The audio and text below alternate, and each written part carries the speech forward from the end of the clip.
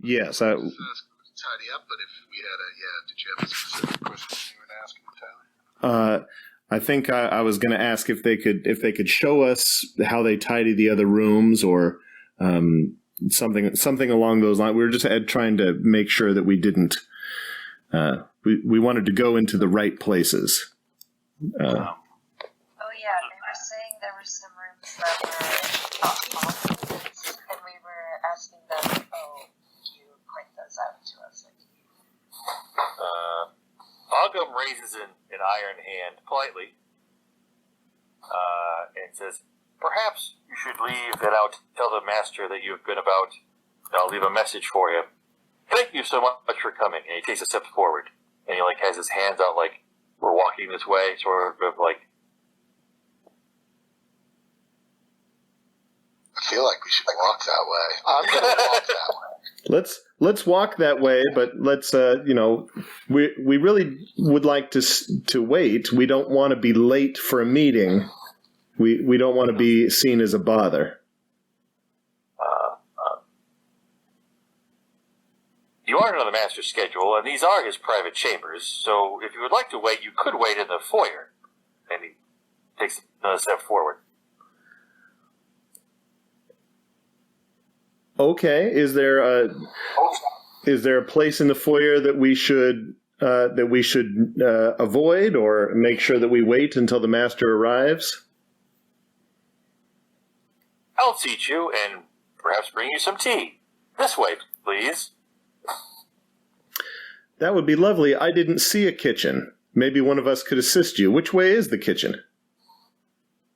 No, never you mind. Please, this way, to the foyer. Okay, I'm going to follow them to the foyer. Yeah, I guess. Yeah, we're not going to cause any problems. What do we think, guys? We gotta find a way to work within this system. So, orally, did we thoroughly inspect everywhere for secret doors or whatever? Probably not.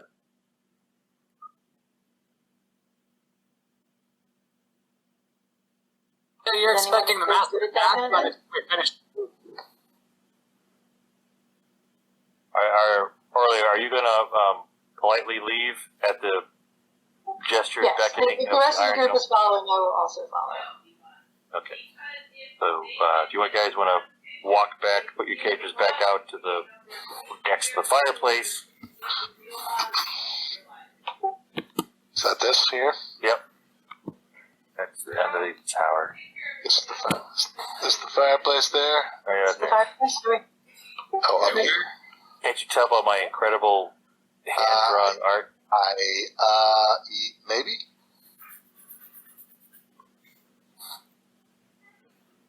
There's a table here with a magical rug. Where's the fireplace that I'm standing? Is it this? I'm next to the fireplace, I think. I'm standing in the fireplace. Okay, I see. Is there any furniture pushed up against a wall that I Sit could on a chair. pull out and Sure. there's a door behind it? So you're brought some very nice tea, and then in two very well-worn spots, one on each side of the fireplace, the Iron Golem butlers take up their positions on either side, and then stand there silently while you guys have your tea and probably crumpets, wear dwarven crumpets. What were their names again? I'm sorry. Ogum and Bogum. And who was the one? Which one was talking? Ogum. Bogum doesn't seem to stay alive. Okay. Ogum, did your master say where he was going and when he'd be expected to be back? Any moment, he said. But where was he going? He didn't say. When did he leave? Well, he's about 100 years since he left. We definitely don't want to miss him, but I'm sure at some point some of us are going to have to use the facilities, and some of the ladies don't want to sleep in the same room as us while we wait patiently.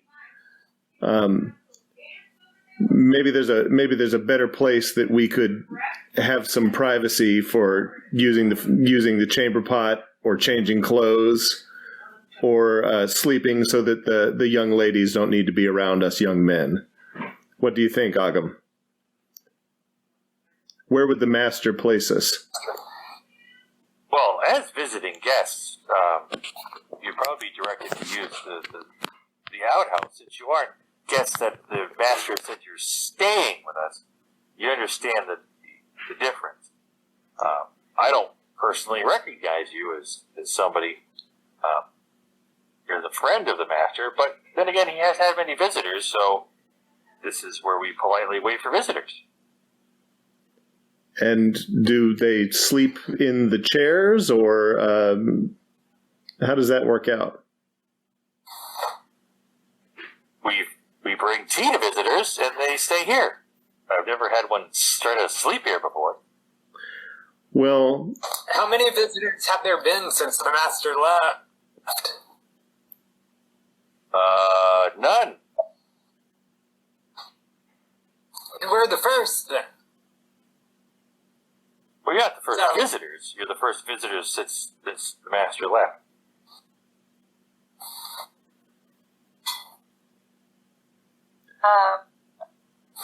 so we're a special case. I can try. I'm just gonna be poking around the room, picking stuff up, looking behind things. Let me know if I find anything interesting. It's nice silverware, nice plates. It's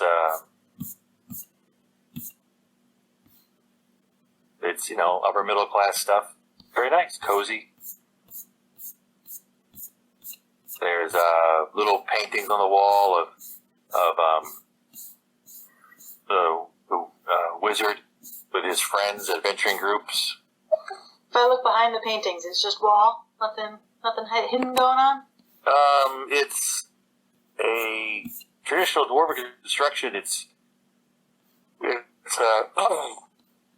plaster over stone with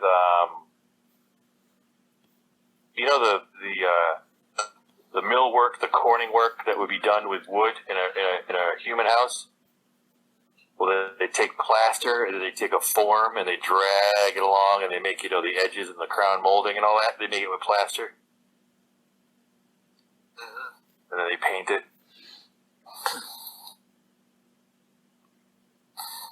Well, if there's nothing interesting to be found here, then I'm going to start wandering out, Where? back up. There's nothing, because the golems aren't going to tell us anything, and I can't find anything interesting to look at. So I'm going to go back up to the tower, I guess. Back outside? Okay. Sorry. Was the house particularly, or was the hatch to this place particularly hidden? The hatch to the root cellar. The hatch to the root cellar certainly was not hidden. It was just under debris. And this place, I'm forgetting. Is this place hidden? Yeah. Well, right here. You guys see the red dot? Mm-hmm. Yep. Is a traditional hatchway instead of stairs that are rotten to a traditional root cellar, which is here. And in the root cellar, there was a false set of shelving here that is rotten that led to the hallway. And can we? It was rotten, right? So would we destroy it? I guess you could take some other shelving or barrels and put them up in front of the doorway. Yeah. Okay. It should be fine. I mean, no one's been here for how many years, and we can just come back to it, when we figure out more of who this guy was. But I don't think we're going to find that here. We're Can I talking. talk to the golem one more time? Sure. Okay, so I am going to go. Wait, which one's the one in charge? Where is he standing? The one to the north here is Agam, Okay, the red dot. I'm gonna go up to Agam and say thank you for your diligent service you and your partner are a credit to your master. He makes a very creaky bow. Metal creaky bow. And I'm going to say, how long have you served your master? It'd be 118 years. Okay. So, you were pretty young when you met your master, right? He's been gone for 100 years, and you're 18. Time is a bit different for you squishy people. And I'm going to say, so did your master leave you with any protocols for while he was gone? Oh, yes, absolutely. Could you tell me what those are? Well, the first rule was not to discuss the protocols with strangers. Then he makes a very hollow but jolly metal jug type laugh. You've never heard an iron golem laugh before? It's a very strange noise. And hypothetically, you understand, do you have a protocol for if someone comes bearing news that your master is dead?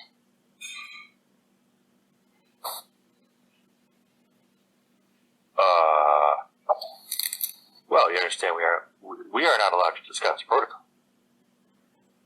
Oh no, I understand you're not allowed to discuss it. I'm just asking if it exists. You already told me that you had a protocol that exists. It almost seems like a glitch where he talks and his chin sort of snaps and he talks again, and he just repeats that you aren't allowed to talk about protocols. It's like a little glitch sort of thing he does. Okay. Bandamore is a very learned man, and while you guys were talking, would you mind if he goes and reads some of the books in the library while we're waiting? That'd be great. I don't think you... While Bandamore is a guest, he has not been given the privilege to read in the Master's library. I apologize.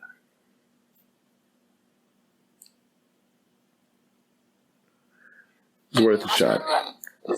Please continue, Sybil. It was worth a shot. Yeah, a proponent of spreading knowledge, as I am, and I know that full of our philosophy, never deny someone the privilege of learning. Master has given his instructions, and we must follow them. Please understand.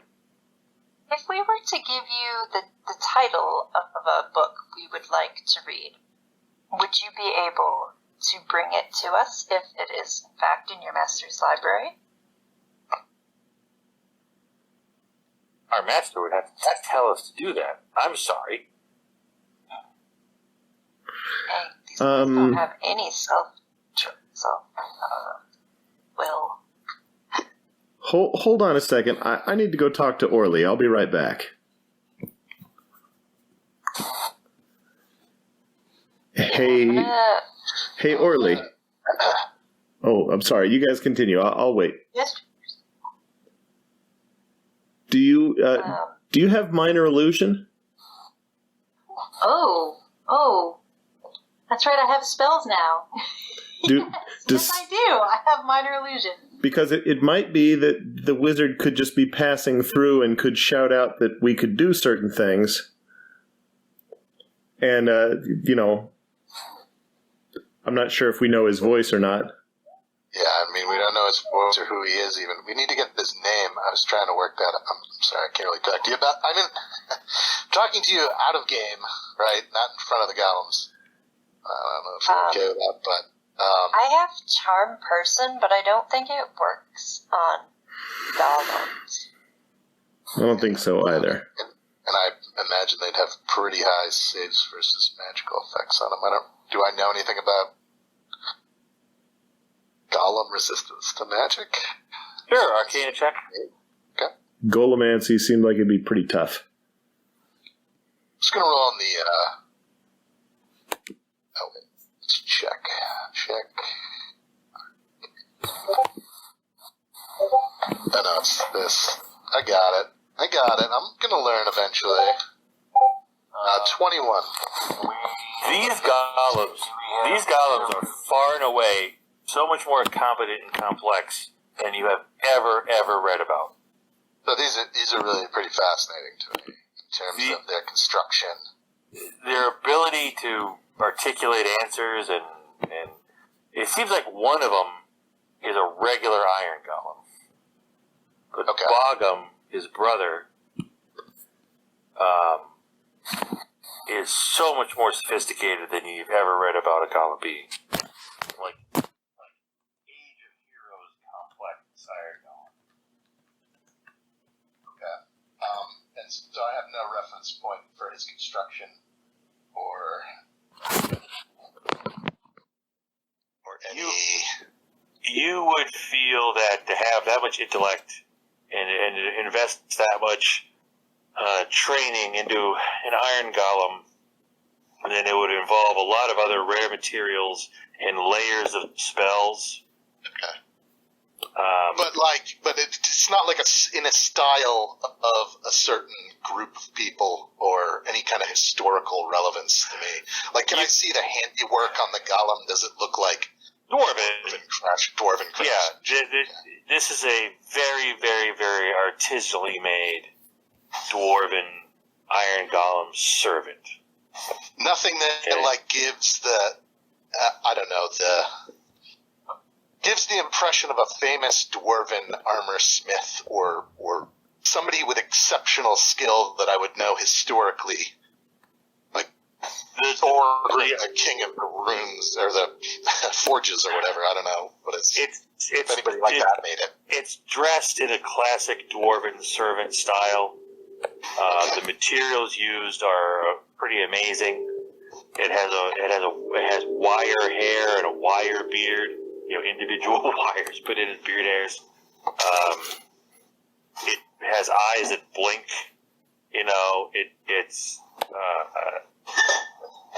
It laughs. Remembers all these detailed instructions. It can make tea. Yeah. His name is Ogum. Ogum and Bogum. I have written the wizard's name in the map. Do you know where you got that jacket? Or who made it for you? Oh, I cannot take off the jacket. The jacket's actually part of my outer shell that was crafted in the somewhere, I believe, in the sharp pick range. Really? Do you know who made you? Who made you pieces? Not obviously your master made you, but who made the pieces? Oh, I was told that I was made by several hundred different dwarves, and then my master put me together. At great expense. Okay. Does Amaland, the dwarven wizard, have a spot that we should go to but not stay at? What? Never mind. Yeah, I'm gonna head out. All right. Yeah, I think we're not getting anywhere fast. Ogum, the little bookcase that was covering the entrance to this place, it's been so long it's rotted away. Oh You dear. might want to put something up to obscure the place again. He raises his hand. He raises his hand, and a wood saw comes out the tip of his fingers. Oh, God. I'll feel a little startled by that. And he goes, "I'll get on that right away." Let us get out first, though. Right, Oh. yes. All right. I'm also going to ask Ogum if, while you're taking care of that, perhaps you could clean up the root cellar and make it look less disgusting. Yes, actually, the tower itself has crumbled away. You might want to make it a little more presentable for the outer area, a little more presentable to the master. Oh dear.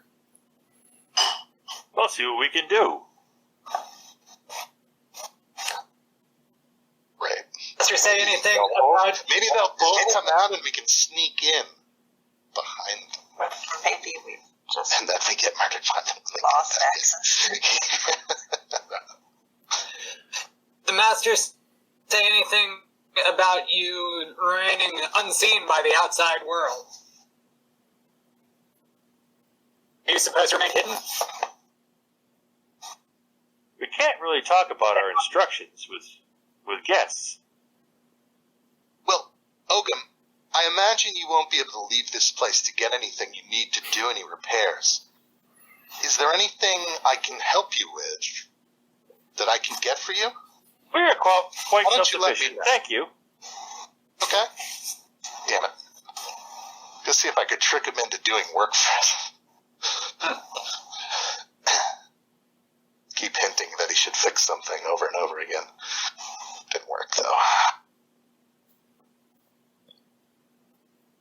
You guys are leaving? All right, well, yeah, we're going to have... Yeah, I think we're out.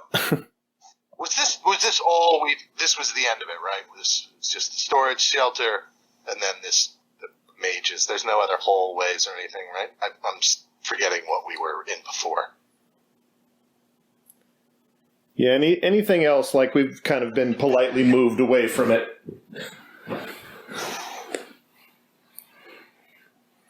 What? Is there a pit here, if I remember correctly? What? I didn't hear that. What? Is there a pit that we had to, like, jump over or something? Yeah, there's a board Right over here. it. Came down, oh, there was a pit, too? Yeah. Yeah, there was a pit under the carpet in classic pit trap, but you guys put a board over it.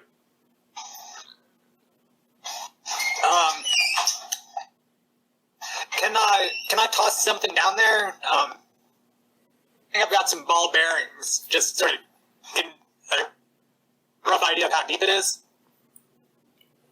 You want to drop the ball bearings in the pit?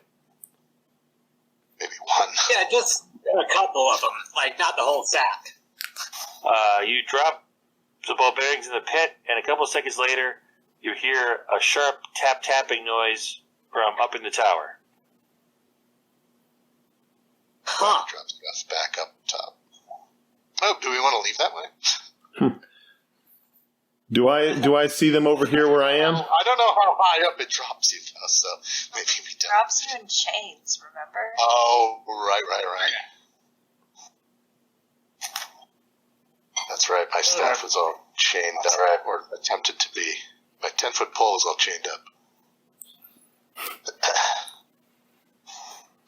Yeah, so that there was nothing else, though, down here. It was just like the storage area and then that little off-way into the mages. That's what you found, yeah. Can we roll it? Did I look around, or did anyone else look around? Yeah, In this storage area? I think we did, right? Yeah, we looked all around in here before.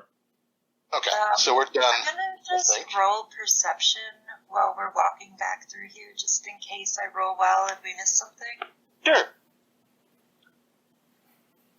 Oh, that's not the right thing. Oh god, sorry, I'm failing to remember how to use the program, and it just kept on adding more dice, but I got it now. Oh.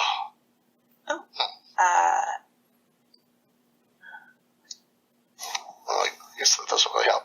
But I was wondering if I could throw a rope down into that thing and if it would come out. So Top of the tower. 22 total. And where are you? Me? Where are you? Yeah. I'm right where Right. my... Are you the loot right here? Yeah, I'm the loot. Okay. Yeah, you don't notice anything. Dang, alright. Wait, where's the way out back to this? This is the storage area here. Yep. Go.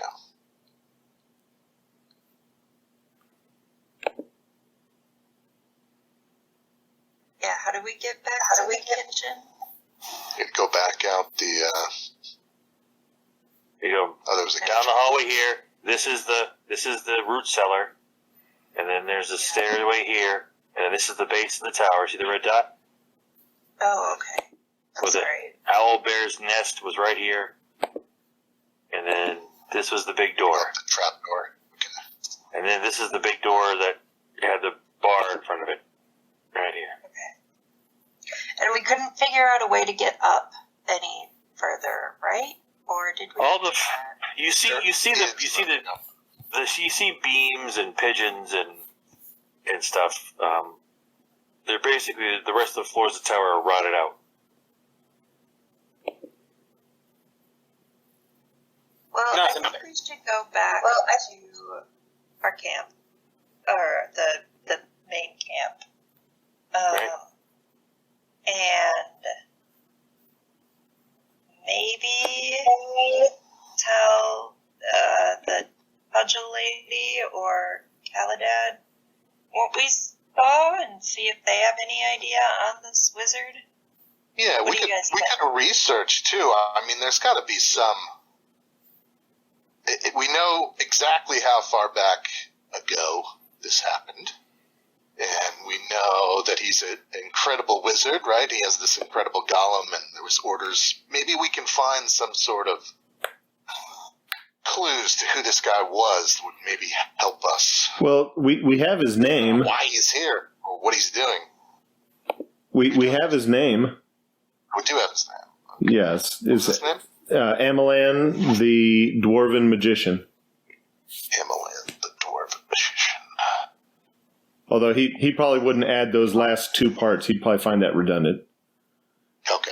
So But yes, that's who. Amaland. You should find out if he was in opposition. Did he go to fight the wizards? What were they called? The Witch Kings. Yeah, the Witch Kings. Is that why he left 100 years ago to be part of that? No, stuff like that. Well, Do you he. see the new? Sorry. Do you guys see the new map? Yeah. Yep. So you guys are. Who's stepping out of the door first? You guys can take your figures and put them out there. here's the figures out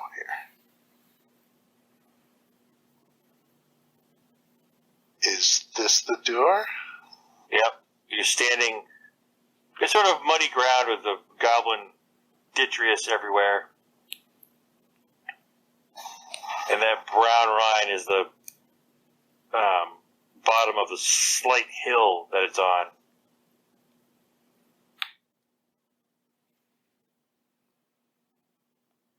Ooh, looks like we've got company. It's probably the Elven Rangers. It's Caladan's crew. There's various posts left, but not a lot left of the wall, right? And standing up out of the grass, as you guys come out, 3 goblins pop up and shoot arrows at you. So who is the first one out the door? That's me, Tristan. Tristan, the lucky. Let's see here. Roll 3d20, right? No. What is it? Exclamation point roll, right? Yeah. Yes. I think. Then what? Yeah, and then You might. D20. It might be because you're in all caps. You could also do RR. I think it's 3D. All right. Yeah, that works. Was it just the caps thing? Yeah. That was great. Because I'm AC 18. So ha ha ha. I'll use my shield to advantage. Playing. So 3 goblin arrows get popped at you, and before you guys can roll initiative or whatever, they literally are such bad shots because they popped up, shot the arrows, and then hopped back down. Apparently goblins are very tall. So they were like standing on the shoulders of other goblins to be above the grass. And they shot the arrows and then jumped down and disappeared into the grass. And you know when they show like velociraptors moving in the grass, you can see trails in the grass, but you can't really see where the goblins are. Mm-hmm. It's almost how dry is the grass? It is late fall, so it's sort of dead, semi-dry grass. Burn it. I put a bonfire in the middle of this. Is it going to burn us? Like, is it going to be a problem? Like, am I going to start a forest fire and have to run? You think if you started a fire that it could easily get out of hand, yes. Okay. I'm not going to do that then. I'm not going to start bonfiring wherever I see them. But, like Tim the Wizard. Alright, so they're just kind of running away? Yeah, they took a quick shot and then bolted. And then they just bolted. Okay. They're not really up for the whole direct conflict. Trying to hit us with their poop arrows. Yeah. I'm not going to be poop shot again. Don't get poop shotted. Alright. That's going to be my band name, Poop Shot. Alright, can we, like, maybe look to see if they set up any traps or anything like that? There's no, like, tripwires or anything. Oh, you want to go out and look? Yeah, I mean, he got shot at, right? And he's out there, so I'm going to come out. I can tell you that there are absolutely no traps. I'm going to give my own hints. Make it. In fact, I'm so confident I'm going to walk directly out. Make a dexterity check, Tristan. A dexterity save or acrobatic check? Both of you. You can use acrobatics if you're acrobatic. But I don't know which I'm better at, though. What are we doing? Check, So I got a natural 1 on perception, so I didn't see anything I walked directly out in. I got a 15 plus 6. dexterity. so you Suddenly struck with a migraine and can't see it. I get a 9. Which I think it's actually a 19 because it's not shield. If it's shield related, it's a 21. If it's not, it's a 19. okay? So you avoid a pretty simple, stupid trap out in the grass that you follow the goblins into. I'm gonna smash It's pretty that. obvious that what they did is fired arrows at you so you would chase them, and then you walked out there into the traps that they set. Okay. This is not fair. You might it seems to be work for goblins. So, Tristan made his save. Preston did not. So Preston gets steps into a pit trap with some poopy sharp sticks on it, Oh no! and sticking up out of your boot, Preston, is a poopy stick with some blood on it because it nicked your toe. It caused 2 points of damage. Points of damage, okay. You're more upset about your really nice boots. Yeah. Do I have to make any saves or anything against, like, poison? Yep, you have to make a Constitution check against filth fever. Is it a poison or no? Because I have resistance against poison. It's a disease. It's not a poison. Okay. Oh, Constitution. No, check. I'll be right back. I need to take care of my dog. Jesus, can I, please? 9. So I have the poop fever. 9? You get that and it's red, and you pull so there's a sharpened stake in a little pit, and the stakes nick the side of your ankle, but one of them goes right up through the webbing between your toes. That's what you get. And it doesn't cause a lot of damage, but it's very painful. So how are you? And the stick has been back cut with how do I put this?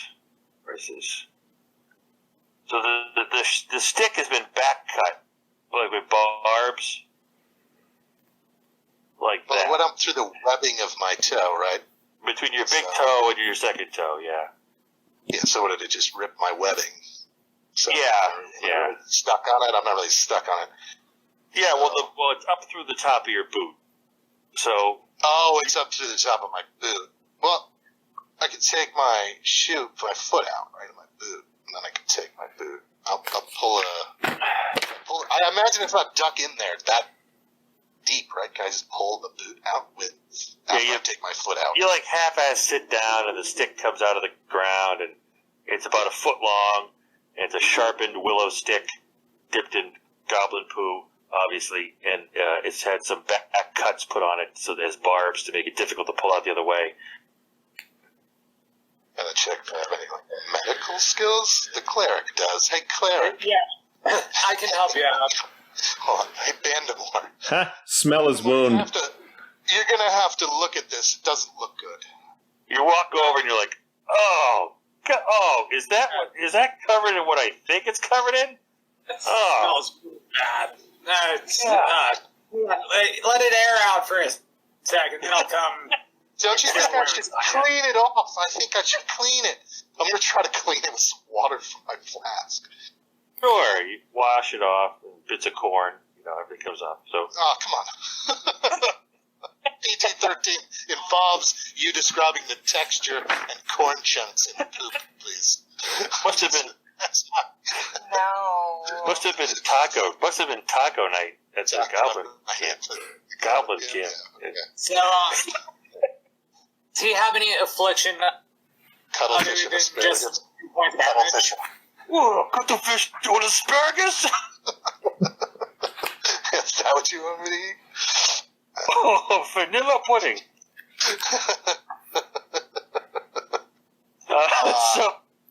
Sorry, what were you saying, Benmore? You have the poop flu. It looks pretty red. I feel like I got I feel like a little do I feel anything? Like, it feels bad, right? Oh, it hurts like a bastard, yeah. Yeah, it hurts like more than when I normally just get cut. I'm sure I've gotten cut before. Yep. Yeah. There's something wrong with it. Can I do a medicine check to see if I can, clean it better than he did before I just cure wounds? Because cure wounds will heal the hit points. You could just use medicine to try to cure me, or help me out. Okay, so medicine check. Need to cure wounds. Roll it. Okay. Watch it be a 9. Just gonna be vomiting my brains out for the rest of the run. Oh, 12.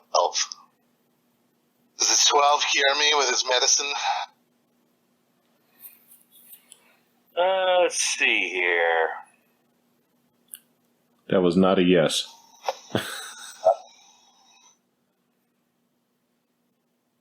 I'll give you advantage on another Constitution save because of his medicine check. So roll later or now? Make a Constitution save now at advantage. Do you know how to do that with Tyler, or anybody that knows with this? Just roll 2d20. Yeah, I could just do that. That's fair. Well, I don't know what the plus is. Hold on, let me just. What was it before? +3. All right.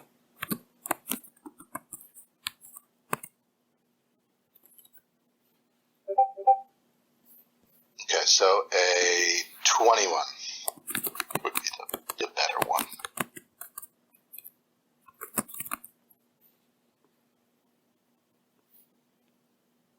And does using medicine help me at all in terms of hit points?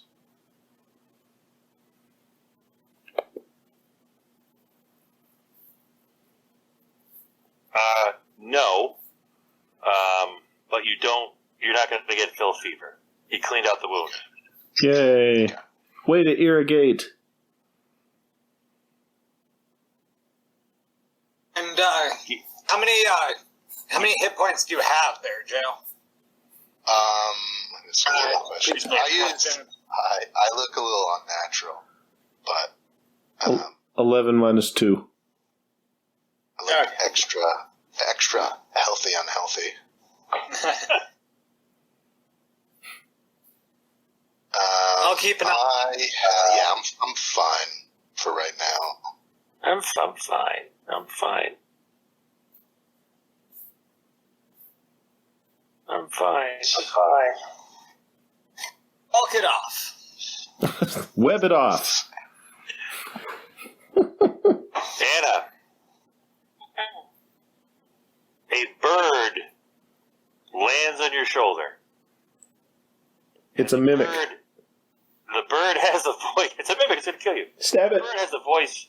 The bird has the voice of the old blind bard, Okay. and it says, "Follow me. We have need." And the bird flies off. Okay. It's very disturbing to have a bird sound like an old guy. I'm used to it. Was the mule still up in the tower where I left it? It's a fun. Make an intelligence check if the mule is where you want it to be. Go ahead. Let's just do that. Unless you want it with the goblins. So we gotta head back to camp and follow that bird, guys. You're gonna follow the bird. If they got a need, we got to go. I'm glad that they came looking for Tristan when they needed something. You think it was you they were looking for? Let's not talk about details. We're all on a team of heroes. I get to re-roll it. Thank God. What's happening? I'm rolling very poorly today. Oh my God, I re-rolled it. The 6 is not where I want it to be. Was it lanced? What? So I came into the tower, yes? Yeah. Took it down into the dwarven wizard's lair. Wherever the mule is most inconvenient to be, that's where the mule is. Under some Right goblins. outside, that's inconvenient. So now the goblins took it, yeah? Or did they eat it? There's tracks. You want to follow them? Yeah, I do want to follow my We have to go back to camp. We got to get there on the wagon, probably. Just because some weird bird landed on your shoulder. The bird's flying.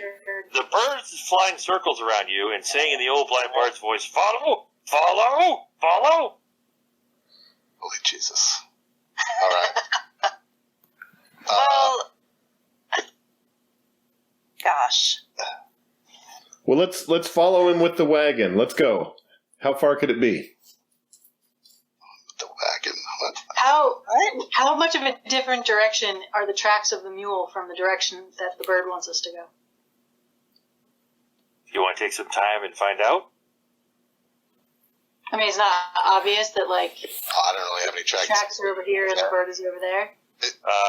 Back to camp, and then but this thing, the bard's messenger bird is leading you like 20 degrees off to the left from camp, not back to camp, and the Hermes tracks disappear in the opposite direction. Opposite direction. Uh-oh. That's a choice we gotta make.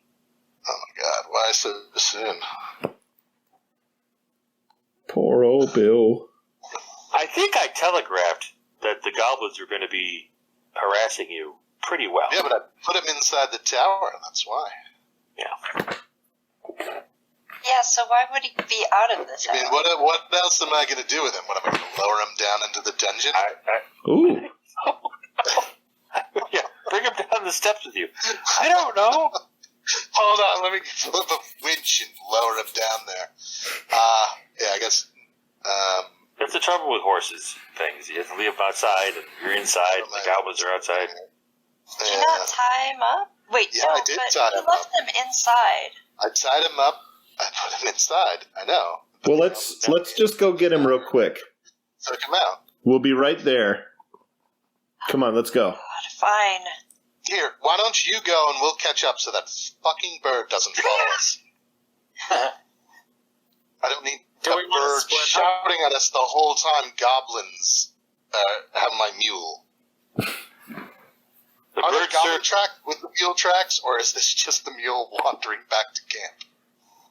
It's rather fast mule tracks leading off into the grassland. That's not a good sign. Check. All of us? Or him? Yeah, you guys all step out back to look at what's going on. I'll let you all do perception checks. 16. God, I can't roll. That's the fourth roll 4 I've rolled. I see them. There's 3 goblins riding on the mule. One of them is whipping its fanny, the other has it by the reins, and they're laughing hysterically, riding over the rolling hills away to the west. That's fucking rude. I'm gonna cast a spell on him. It's probably too far away, but let's go. Oh, okay. Maybe it's not. I don't know. If they're over the hills, it's probably pretty far. They're like 150 yards away. But okay, let's go get your mule. Moving at mule speed now. I mean, how are we going to catch him? He's being harassed by goblins. We can't just let him. We can't just let him beat your mule. Yeah, I'm gonna start pursuing the mule. Okay. What's the speed of a mule? What's the speed of a mule? All right. Somewhere between 2 and 4 miles an hour. What is that? Monster mule. The speed of a mule is 40 feet per second. Faster than me. Faster than you. I'm a halfling. I don't know. I think the mule is going to get tired eventually, and it's also going to be. Is he moving at full mule speed here? I mean, not all the goblins are on top of him, right? Some of them are actually dragging him. So there's really what is the speed of a goblin? Three of them are riding on top of the. One of them's whipping it behind, and it's trotting like right along. All of its movement, which is. So it's running, so that's double its movement speeds, right? So it's trotting along. If I yell Hermes really loud, my loudest Hermes, okay, does it start like turning around? Do you have animal handling or anything? Let me look. I don't know. Don't know if I do. No, I don't have it. It's a skill. You want me to roll it without that, or no? Would I roll a map or something? Let's do charisma. Advantage. Just a charisma check. Yeah. How good of a mule daddy are you? My worst stat check.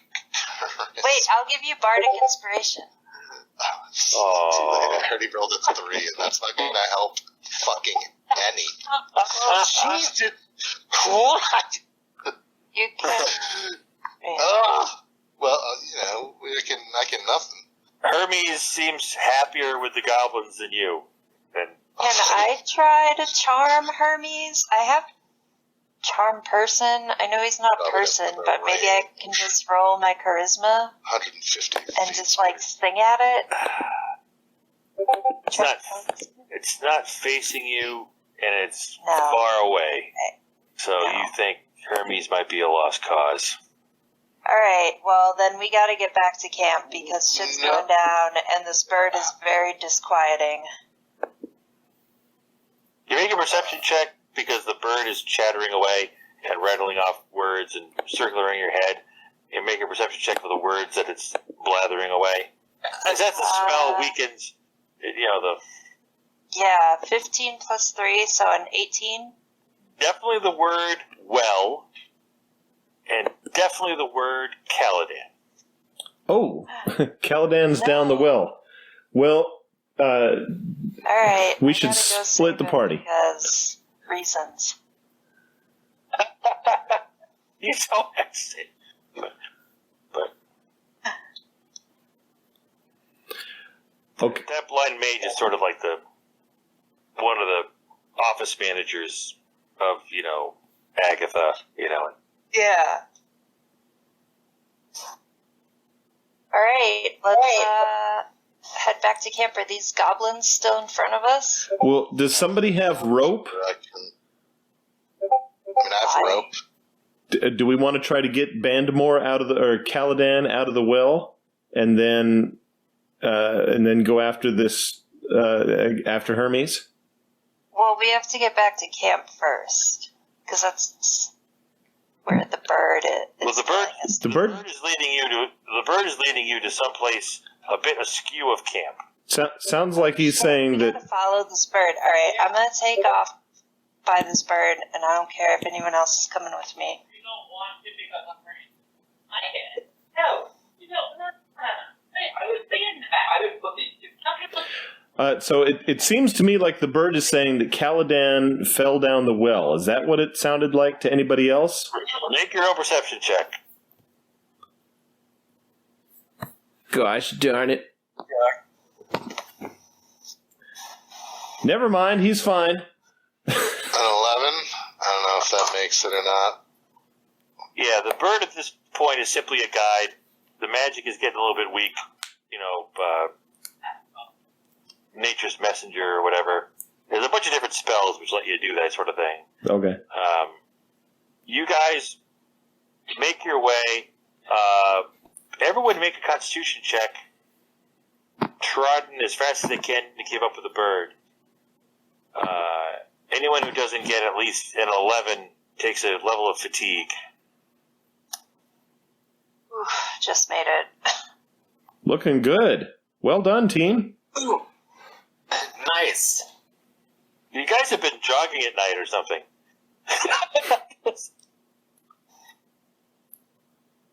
We've been on the road a while. Pandemic Peloton. Oh. Mm.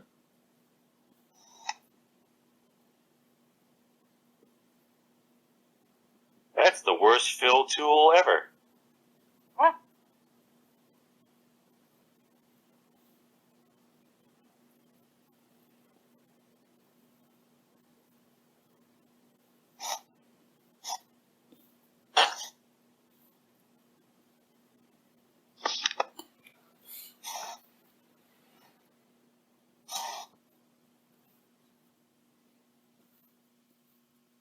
So, the blind bard, which will symbolize in his eyeball, is there with some of the guards, his personal guards. And you guys show up at the well.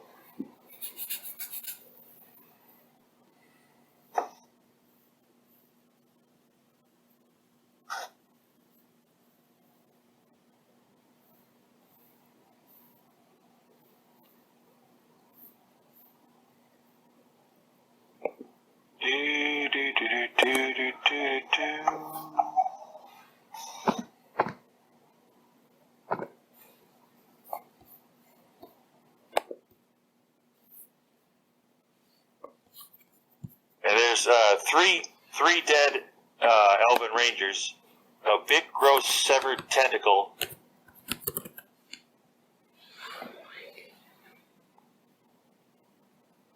and the other elven rangers are there that are alive, and they're looking at the well, and they're look pretty scared about it. Oh, did I give the blind bard a name? Oh my goodness, I'm so bad with the proper name. I don't think that you did, but if you did, give him another one. We'll fix it in post. Well, yeah, what's a good name for a blind elven bard that is in a position of power here? No see him. What? No see him. No see. Okay, we'll just call him No see. No see him. I just remember, see him, and he always has this. He always like his chin is up, and his head's always cocked at like a 45-degree angle, and he's got the stick. He's got his little helper guy with him. He goes, you're here. There's a thing in the well. I must talk to your bard alone. What sort of thing? I'm gonna start looking at the tentacle. It's me. I'm here. All right. How do I talk just to you, Anna, not to anybody else? How do I do that? You can open another Let's channel. I can create another channel, yeah. If you right-click on the voice, or see the plus sign by the voice channels? Just do that and create another channel.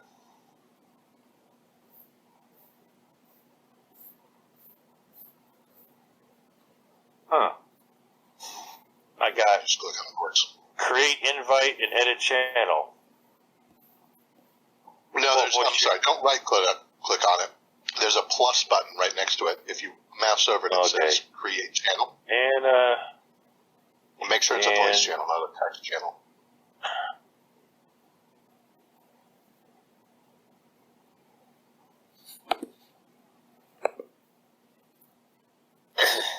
You know what? All right. No, just make another one. We're not going to go with it.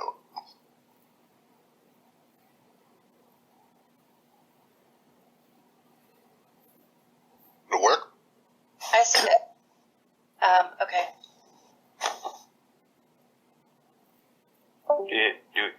Hello? Still in the regular chat. You got to move into it. You have to double click on that channel and go into it. Yeah.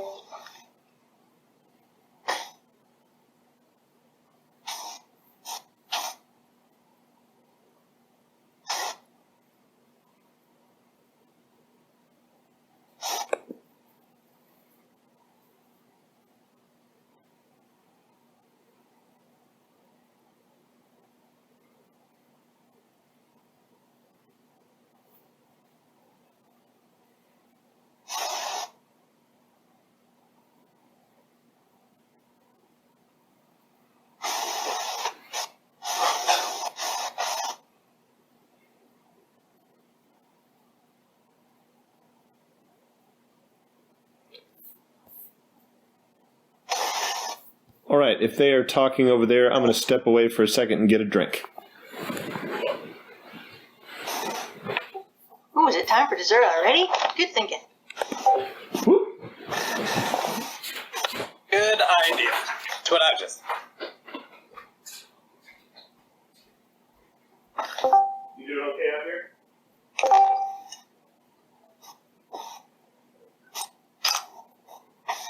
Okay. We're going down the well, and I'm going to sing at this monster, and we're going to save Caladaan.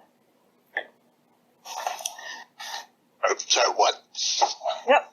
Come on. Mom was having a real hard time on the phone tonight. Why Meanwhile, would singing at this monster?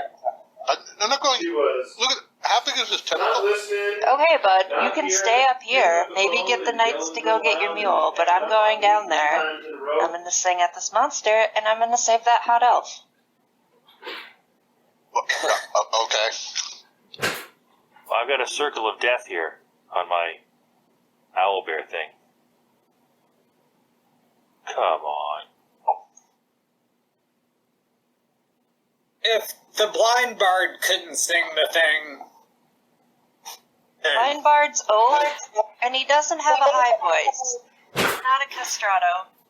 He needs someone with a higher one. oh, so there's a certain timbre that will lull this beast. Is the theory. Are you guys seeing go. owlbear? No. Yeah. Like the map?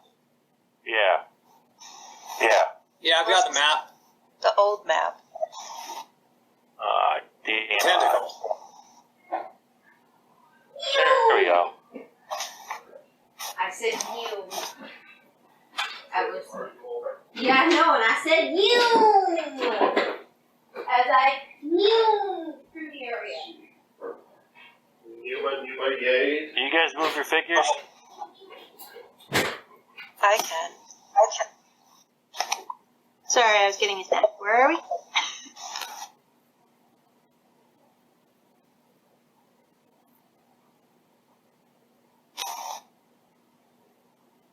Oh, this thing isn't responding. I'm sorry, guys.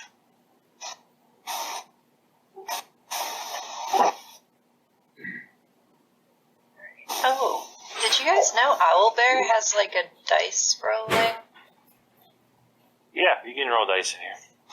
I didn't realize that. How do you do that? Up at the top, there's a, like right next to the party, there's that little square with a Oh, little square in nice it. try. Yeah. I just got out of owlbear because it wasn't responding to me. Oh. It doesn't matter. We're done with that map anyway. Now I get the blue circle of death. Oh no. Oh, come on, guys. This owlbear thing works so well in the other part of it.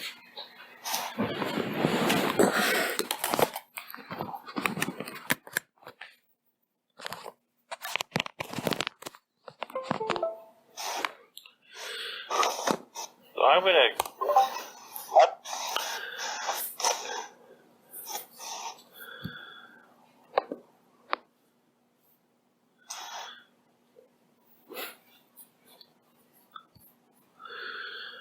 It's getting cold outside. If it stays this cold, all my cider is going to freeze in the kegerator. Were you banished to the outside? No, it was colder outside than inside the kegerator, so I opened it up so all my cider could get all nice and chilly. But if it gets too cold, I'll turn into Applejack. Can't have that.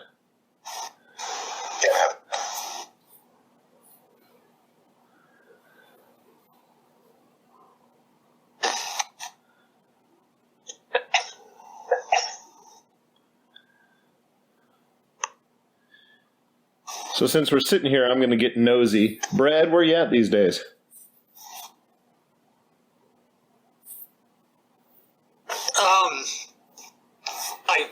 My physical location? Yeah, are you here in the borough, or are you out in Chapel Hill? No, I'm out in Whitset at Kate's place. Oh. Which is just past Burlington. Oh, that's kind of a bit out there for here. Nice. Yeah, it's got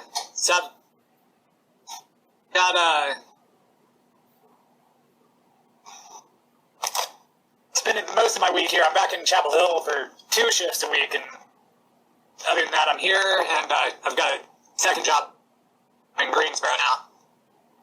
Oh, that sounds like a bit of a hike. Gosh, Greensboro and Chapel Hill, driving all over the place. Yeah, pretty much.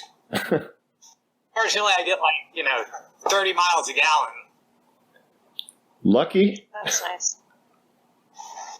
Good choices. It's, for a car I paid $3,500 for. Hey, Nice work. how'd you do that? Yeah. See, back in January, found it on Craigslist. It's got a big scratch down the side. Paid cash. So, 2009 Altima. Hello? 5-liter engine, so it just filled up for $50 and I'd drive for a week. That's awesome. Hey, Lance, how you doing? Hey, can you hear me? Mm-hmm. Yeah. Okay. Yeah. Let's get this silly rodeo thing back up. Sorry about that. Everything just stopped working. Even computers have an off day. Happens to me a lot where I just, stop working. Big mood. I guess I need to invite you guys.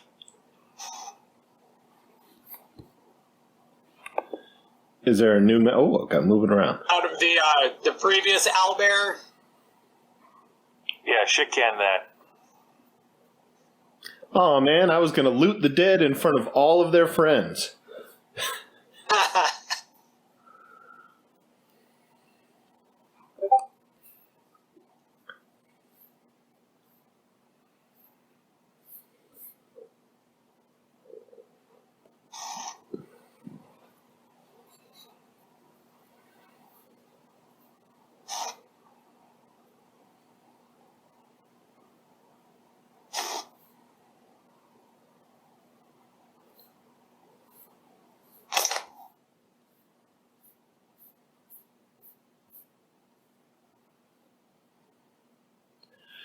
Who is this guy? I'm going to find out about that.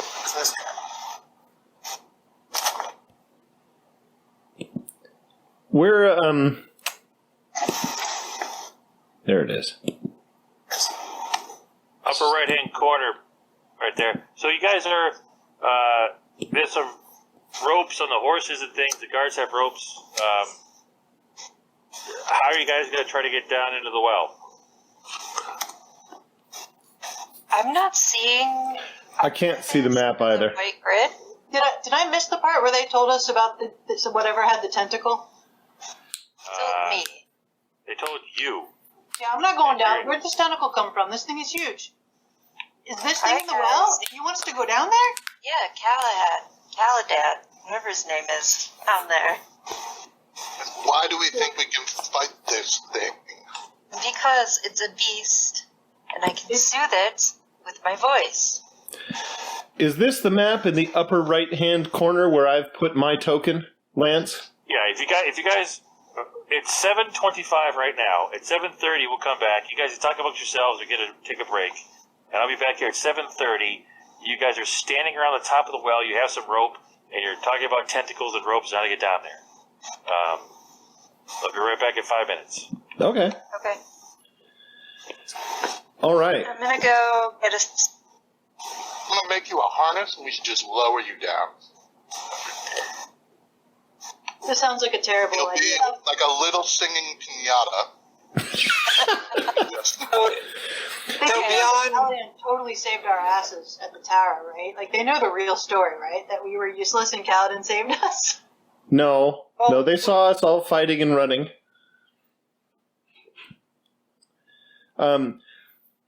As someone who, has been on the internet a time or two, I can tell you that there's never a situation where women and ropes and tentacles ever come together.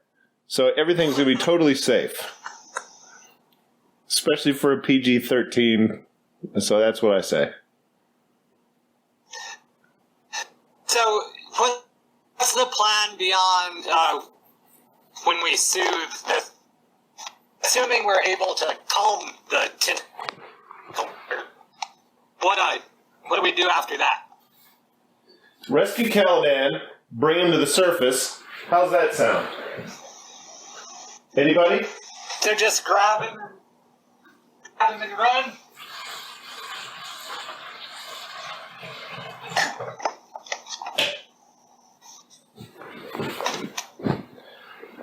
I think that sounds fine. Does anybody else got any issues with that? Or is it just you and me and everybody's gone? Well, we are really good at running.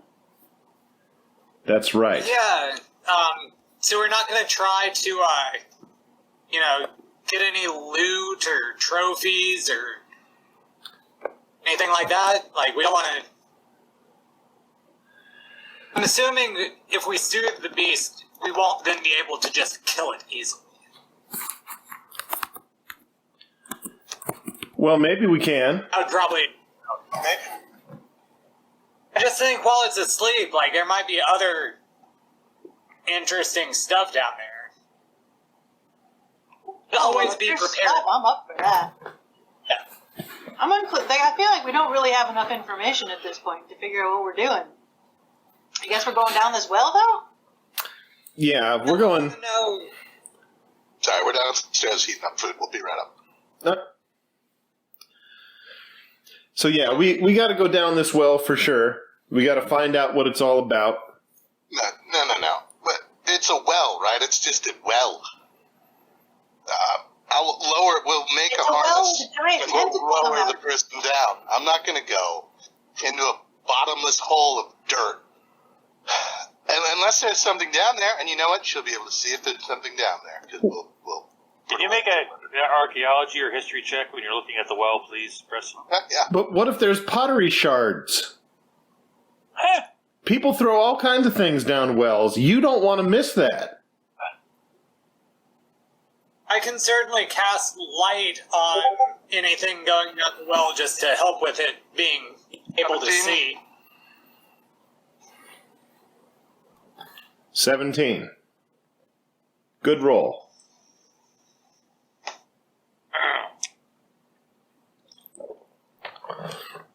What if I tried to sweeten the pot a little bit? What if I was to say one word? The name of Glory. the well is called the Well of Fishes. Old Common. It's written on thing. And it's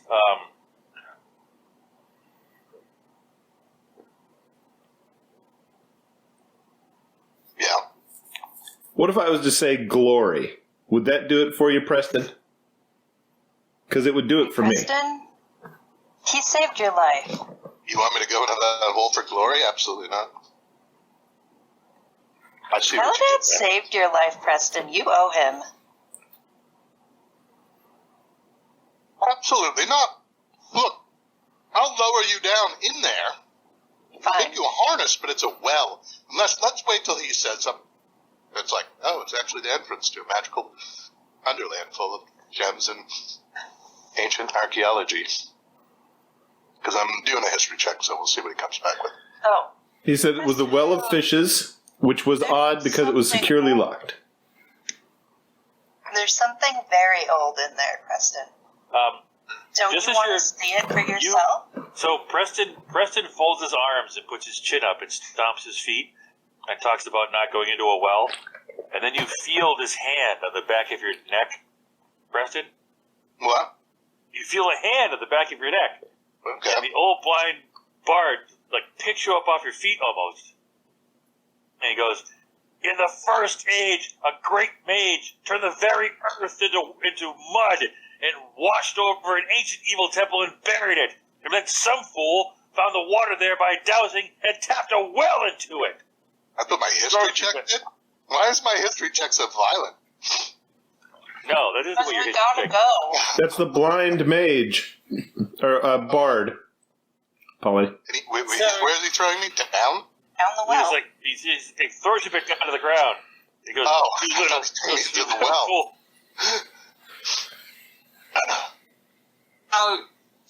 Why did you guys open this securely locked well? I asked the blind mage. I'm just gonna start climbing down. Well, let's secure the rope to something. Yeah, I mean, how are we getting down into this well? What did I get with my history check? Nothing? It's called a well of fishes. Okay. And what is that? And so that means what he told me? Well, that's what it's an old called. temple. It's also sort of odd that it's a very, very, very old well. It's odd because it's locked up extra. Okay. Does that have anything to do with the map that I found? What map did you find? Oh, I have a map. It's from my backstory. But if it's not that, then it's not that. It's not that. Okay. So he told you that this was some sort of temple to an old water god or something, and some wizard in the old days covered it up, buried it, right? And then someone came back later and using dowsing techniques and tapped a well into it. That's what he thinks happened.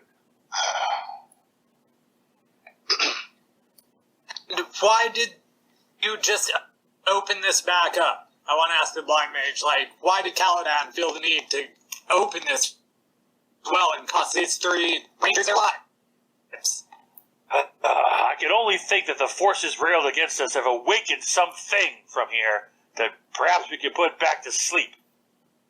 Permanently. Look, I'm a parlor magician archaeologist. What do you think I'm going to do against a giant undulating horror from the deeps? I don't understand. What makes you people that are twice my size feel okay to pick me up and throw me on the ground? This is ridiculous. It's pronounced horror. It's not an undulating horror. It's an undulating horror. Understand what I'm going to do against this? She's going to sing it. We'll lower her down and she can sing it away, and then we'll go investigate. But I'm not going down there to go fight it. If it's not down there, it's not down there. But I'm not just going to go fight this giant, horrible, undulating thing.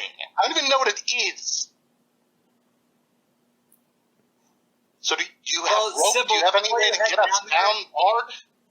What's his name What's that? again? What's the Bard's name? That's yelling at me. Nosium. Throwing me around.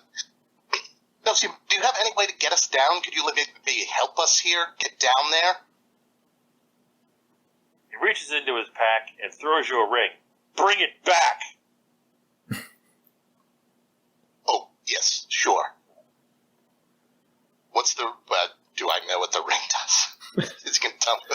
It brings you back to life when you fall a long distance. Let's try it out. Put it, he goes, yeah, exactly. he says, put it on, and then jump down there, and get Caladaan back. Yeah, we need to... First. Yeah, I'll give Sing the this part to Ray. Jump down there and sing at that thing. Wait, I'm doing it. Sybil, do you have something I can cast light on? It'll give you light within I can 20 sphere. I'll be like, here, kneel down for a second. I'm going to fix something on your... What are you wearing for armor? Leather armor? Yeah, come here. I'm going to pull out a needle and some thread. And it's shiny thread. Very luminous. Come here for a second. And I'm just going to stitch some stuff. I'm going to stitch up her arm. Basically, I'm going to set her armor so that it glows. Her armor now glows. Emits a light in 5 feet. I'm going to start anybody else that has leather armor and will let me near them with a needle and thread. I'll fix them up with some glowing armor. I could do that, I think.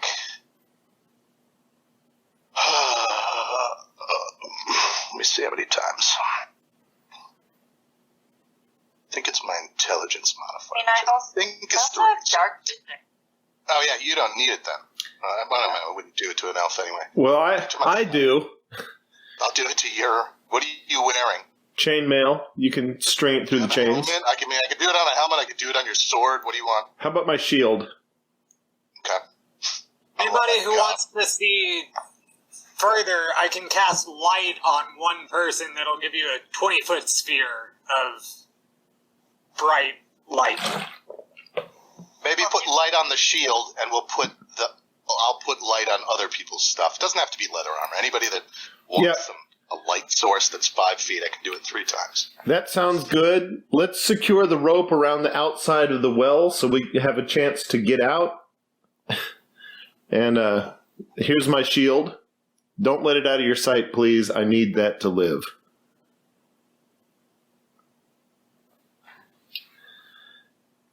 And then once everybody's back, those of us who are going will go. Well, if she's jumping down, right, the rest of us still need to get down. That's like one person. Right, but we need the rope. All hold hands together in a circle and Do we have down. a ramp or a rope? That's what I'm saying. We need to get enough rope for everyone to climb down on it. We can go one by one. But that seems like a terrible idea. I have rope, but I don't know. Do you rest of you have rope? Yeah, I've got rope. Okay. Everybody has rope? Let's Yeah. mix those up with pittance, and I'll give you the ring. And then we'll go rappelling down while you float down. I'm gonna jump. Now, can you tell us how deep it is? We might maybe you should wait till we're a little ways down, right, first, and then jump. Like, we'll jump. I'm pretty anxious. She needs to go Make first. sure I can tell Caladad's not dead. Sybil is very earnest and determined, and you guys are quibbling about rope and tying knots, and you look, and she's just jumped over the edge. Okay. You go Bye-bye, float down. boys. You float down, and you definitely see layers of structure and stonework and everything else. And then you land in ankle-deep water. Ugh. And there's some broken buckets and old pieces of rope. God knows how old they are. And water is flowing in from cracks and crevices. And there's a new hole in front of you that all this water had rushed out. So you imagine you saw some lines in the well, that there was a lot more water in it before, but that's been broken through to this channel thing in front of you, which looks sort of fresh. Okay, but it's mostly structurally sound if I walk through it, or does it not look? When you kneel down, it is all covered in muck and everything, but you do notice that the floor does seem to be chiseled flat floor, and you do see part of the structure of the well around you does seem to be some kind of building, like maybe it was a tower. Okay, but there's like rock and mud unnaturally pressed through the cracks of it. Okay. Oh, okay. So, yikes, maybe you guys should patch up some holes while you're coming down. All right, I'm gonna use my short sword because we may not have enough space in here. Yeah, gotta use my indoor killing stick. So, if you're using rope and you have a little bit of time, I'll give you advantage on climbing down. It is 50 feet. Okay. I have like full climbing gear. Does that help at all? What are we using to climb down? I have like pittons and like a little winch and stuff. Oh God, it's hilarious. So, I'm all set, ready to go here. Orly can basically do a mountain goat hop down the little ledges down into the bottom of the well, Orly, and then the other guy is going wiki wiki wiki wiki wiki wiki wiki wiki, and he has a little wooden seat with rope, and he sits on the little wooden seat, and he has a little winch, and he's going wiki wiki wiki wiki. Oh, winch, like whatever the little clips are, the little rappelling clips that clip into the rope. Yeah. Okay, buddy. Yeah, you definitely have friction handles in Bronze Age. Yeah, Bronze Age friction handles. It's Bronze Age now? Jeez. Well, it's medieval. All right, whatever medieval climbing gear is with the pittons. I have pittons and shit. Yeah. Pitons and stuff. So okay. So they have a block and tackle up there. They're lowering you down, and you're putting in pitons, hammering them in. And it looks like some of this stuff is a tower, maybe in the past, but there's rock and earth pressed right up against it all around it. And you finally get down, and you're in shin-deep water next to the rest of the party, and Orly's been there for a while. This is like nothing. You're like, boop, boop, boop, boop, boop, down the well. Okay, what's... Ever seen a mountain goat go from little cliff to little cliff and go all the way up the mountain? It's a very rough, all kinds of handholds. So for a forest gnome, this is nothing. Walk into the store. Tristan's heavy, but you got the guards to lower you, and you finally go kaboom! A big lump of muscle and chainmail lands in the water. Ugh! Lowered down by the guards from above. It's 50 feet, so you see a circle of light and some dark spots above, looking down and waving at you. A little intimidating. Your eyes adjust to the light. It's warm and moist, and Sybil's taking the lead. You need to heal me. What? Okay. I'm trying to say something in chat to Vandemore, but yes, cure light. That's what. Sorry. I will. I need you to heal me, like with magic, because I'm gonna die. I will do that. Let me get to my thing.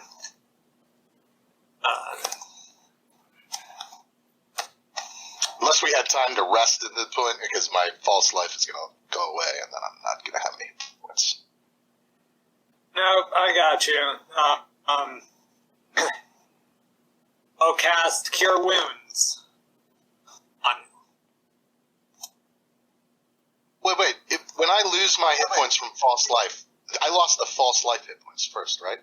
Yes, sir. Okay, never mind. I'm fine then. I got 6 hit points, so that's fine. Unless you want to cure light on me.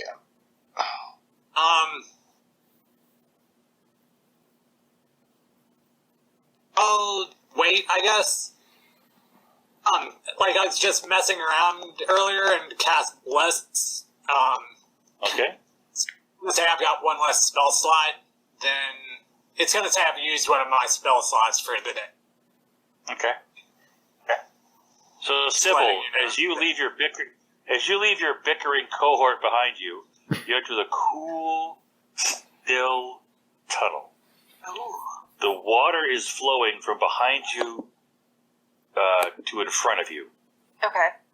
So when the tunnel got dug by something, it drained the well. And so it's opening up into a big cavern, and you hear the beautiful rhythmic dripping of water, and it's cool and moist, and you can, you see it night vision. And there's the occasional blind fish in the shin-deep water, and little cave salamanders, and little cave crickets. There's like life in here, Okay. And you're opening up in a big cavern, and you just get a sense, hearing the echo and the range, that you're in a very large chamber full of stalactites and stalagmites, and don't make me tell you which is which, okay? One of them holds tight to the ceiling, the other one might fall over. See, someone always has a wise-ass thing to say. Okay. Okay. Well, I guess. What is the range of your dark vision, please? Is it 60 feet? Yeah. Pretty sure. Let me double check that. Yep. Just hold on a second here. 10, 20, 30, 40, 50, 60.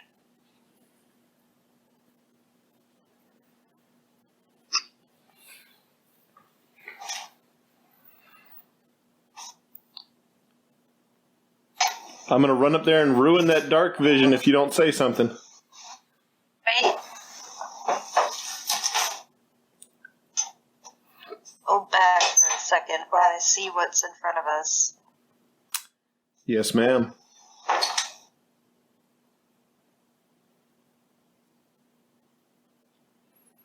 Please make a perception check, Sybil.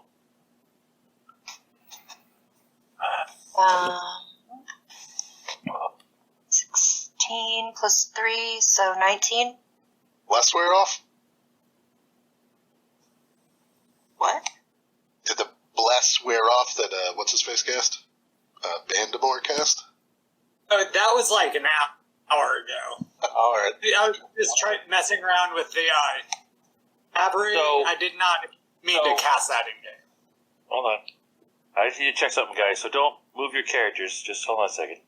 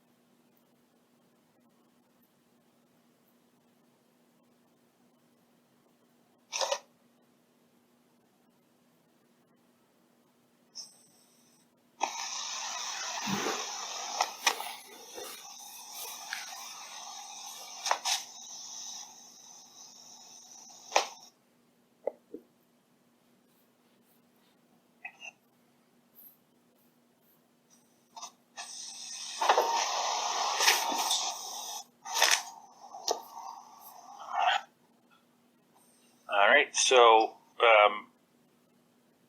it is still, and except for glowworms and cave crickets and blind fish and the occasional little cave salamander, everything is still and calm, and there's a slight current going from behind you to over in front of you, Sybil. Okay, I'm gonna turn around and basically tell everyone to, move slowly, be quiet. I don't see anything, but that doesn't mean there's nothing in there. And then I'm gonna move further into the cave. Maybe here-ish?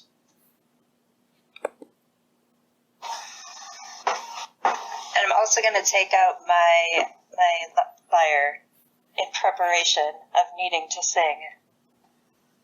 Okay, so just hold it right there for a second.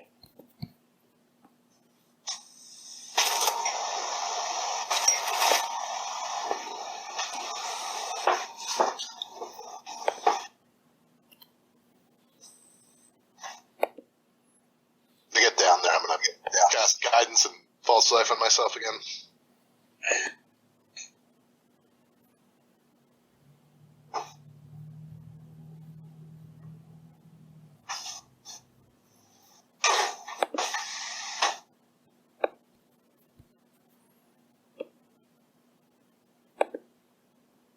Alright, you make a perception check, Sybil, as you quietly move forward. Are you making any stealth checks or anything, or how are you doing that? I can make a stealth check. I am gonna walk as quietly as I can. Well, you're an elf in the dark, so it's pretty quiet. So, and there's the faint gurgling of water and stuff. So there's some cover noise for you. You can make a stealth check for me? Yeah, I made a stealth check. I got 16 plus 2, so 18. Okay. What is everyone else doing? Going slowly but surely down after. So the water for you, Orly, is almost waist high.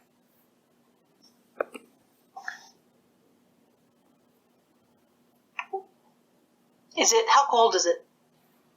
It's cool, but not cold. Once you get used to it, it really isn't that bad. If one of the small people wants to, like, ride on my shoulder, as if it's too deep or scary for them. It's just water.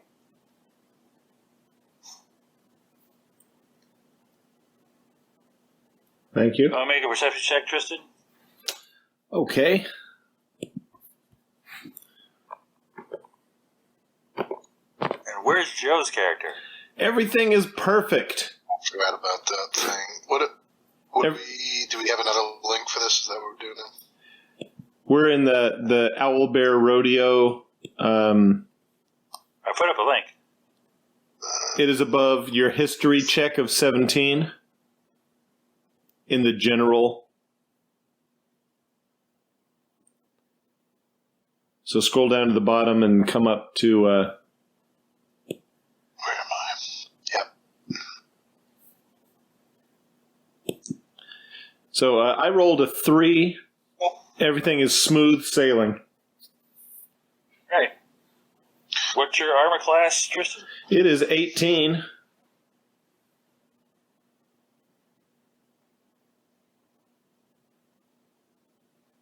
Okay. We were on a stealth check, is that what it was? Yeah, everyone's being... I rolled a 5. I've rolled, like, so many 4s today, it's ridiculous.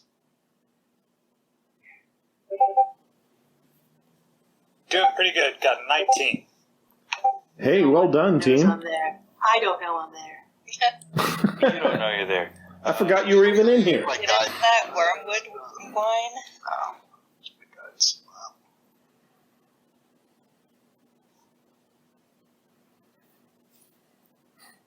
Okay. Am I also supposed to be being stealthy? It does not look like it. Okay, so Tristan takes 11 points of damage as a sharp... What do you call the ones from the ceiling? Stalactite? A stalactite, or what you think initially is a stalactite, drops from the ceiling and hits you in the shoulder and causes 11 points of damage. So it goes into your shoulder and comes out your armpit. God. It's also pretty frightening because when you look at the stalactite, it has an eye on it and little claws on the end. I would like to pass out with as much, aplomb as possible into the water. Oh my God. I don't get a save or anything, I assume, so down I go. I failed my stealth check, so I don't know if that happened to me as well, but I rolled like a, what? 5? Yeah. If someone wants to look up what a piercer is, you throw a picture up, piercer, 5th ed. I'll look it up. Just show you what it is.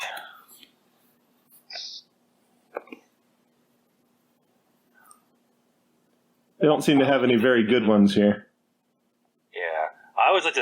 as having like a shell, like a squid, so the shell looks like the stalactite.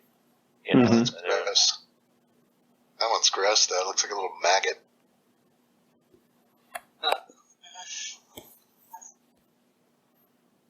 So now, make your perception checks at advantage. Who? Everyone? Yeah, now that you're frightened and staring up at the ceiling. Unnatural 20. If somebody would consider patching me up, that would be awesome. You got to contend with the living thing that's in your shoulder. Well, I only have 10 hit points, so I'm doing my best not to die. Oh, are you at -1? I am. I have Spare the Dying. I'll take it. I mean, that's the guy he is. So, yes, I will spare the dying.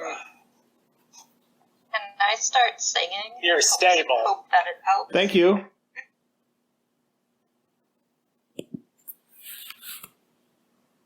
I rolled a 17 with advantage.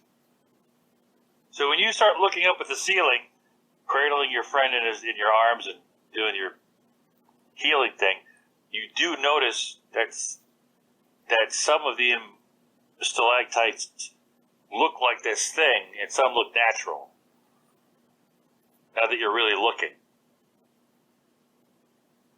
All right. Hey, Bard, you better do your singy thing. This is getting really dangerous. I'm about to fucking run away. Yeah, but this thing's still in his arm, right? Like this. Yeah, it's through his shoulder and Is it the like- pointy bit's coming out his armpit. Is it like doing something to him, or is it just piercing him and that's it? Maybe someone Well, should pull it out. The fleshy bit has a mouth on the other end, and it's I'm wiggling gonna go ahead around. and pull it out while I've got him, like, I'm there. I'm gonna pull it out. Do a grapple check with it. All right, make a healing check to pull it out. Go for it. Oh, I'll give you bardic inspiration. You get an extra 1d6. Okay, I think it's medicine is what you're looking for. since I'm a cleric, I'll use, religion as my healing. Oh, shit. A D6 on top of that? Mm-hmm. All right, so you don't cause any more damage to him, and now you're holding this writhing, horrible thing in your hand. What are you gonna do?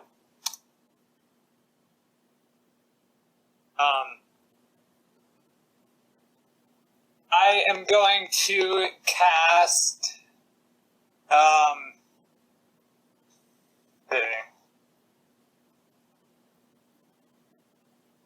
Sacred Flame, which is another cantrip. Roll damage. Target speed on. Okay, 1d8.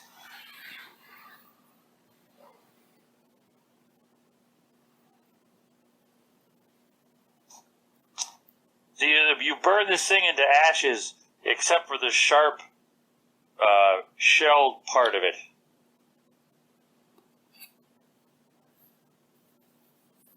And it makes a sort of nasty squealing noise when you do it, and it lights up the whole cavern. And you do Sacred Flame. Can we maybe see, can I see if Caladan's in there with that flash of light?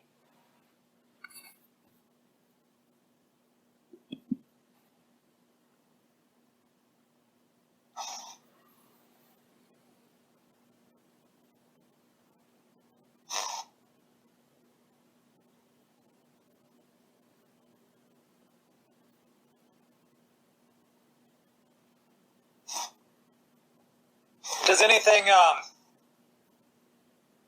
any of the other creatures get, like, agitated or affected by the flash of light? Oh, yeah. It's alright.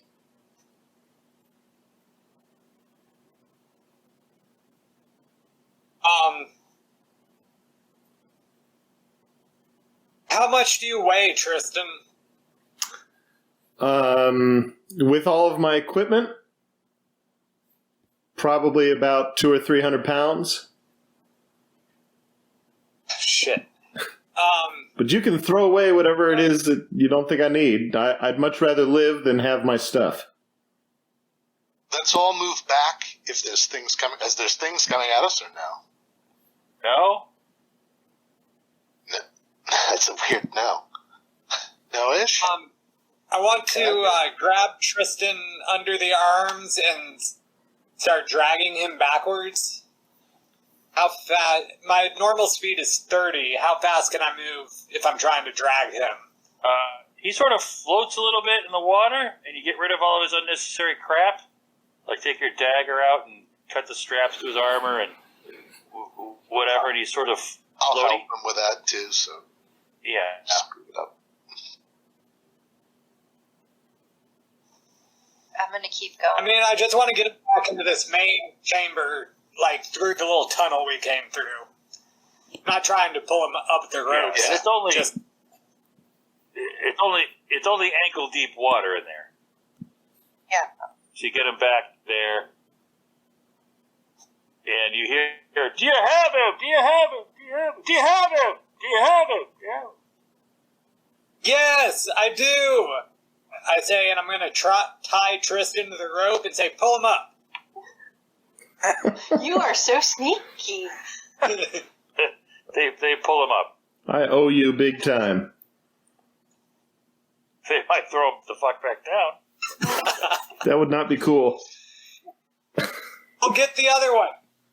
Take care of him Other one. first. First, other one, first, other one, first. I'll make a performance check. Do I look like Tristan? Like, yeah, boy, he's gained a lot of weight.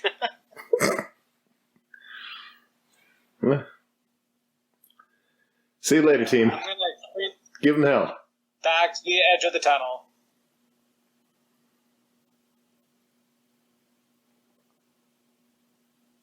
Yeah, I'll come back out with him. So there's nothing else in here, there's just some things on the ceiling. Can we avoid them? Do we need to... I'll let you guys do. Well, you guys, she's just walking into the middle. So... Yeah, but I'm stealthy.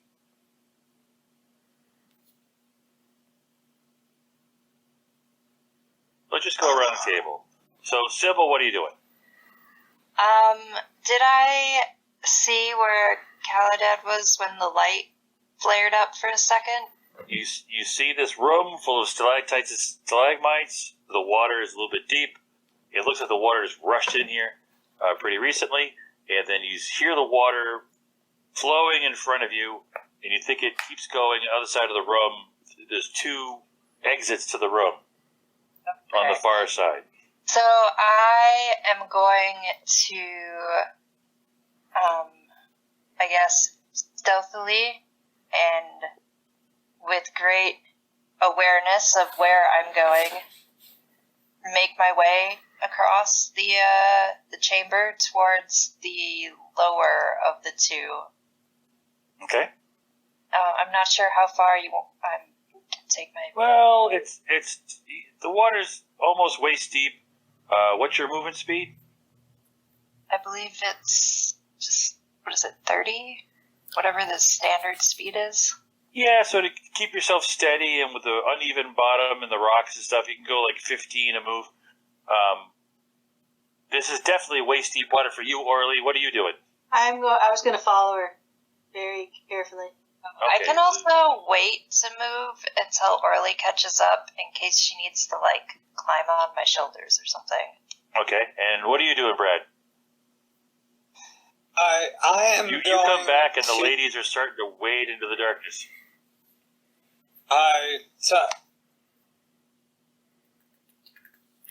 Which way are you headed? South or west? My God, stop yelling.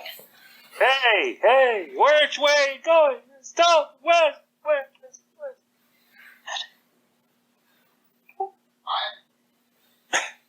I will turn back towards Vandermar and make hand signals to indicate that he should shut up. Is it dry at the edge of this, or is it just water the whole way through?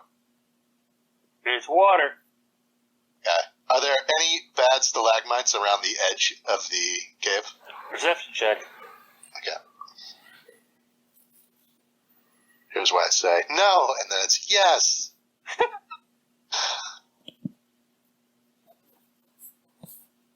I'm going to just sort of hug the wall and start making my way around here cautiously, quietly as possible.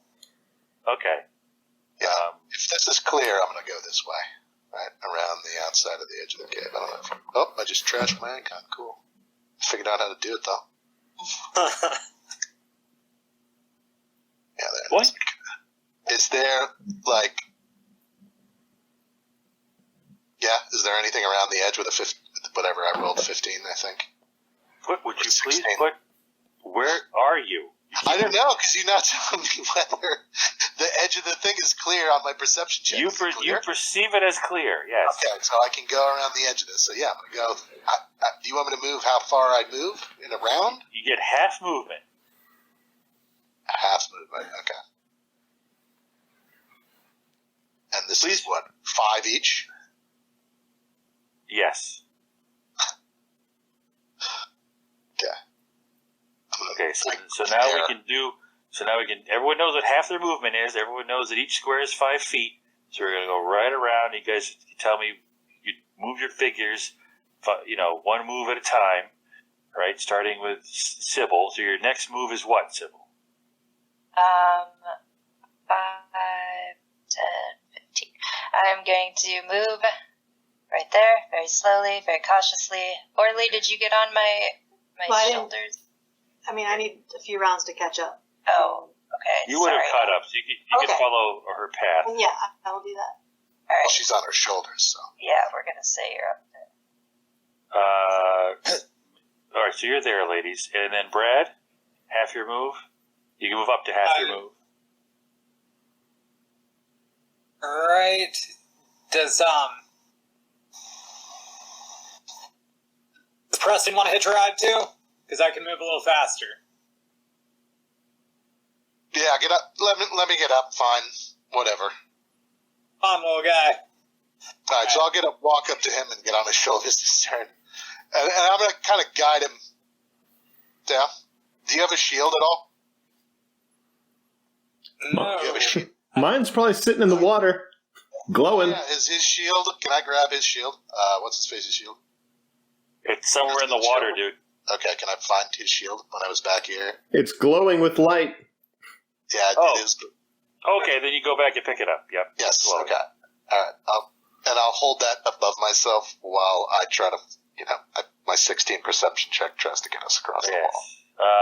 My own little umbrella. Brad, make a dexterity check. Something brushes against your leg.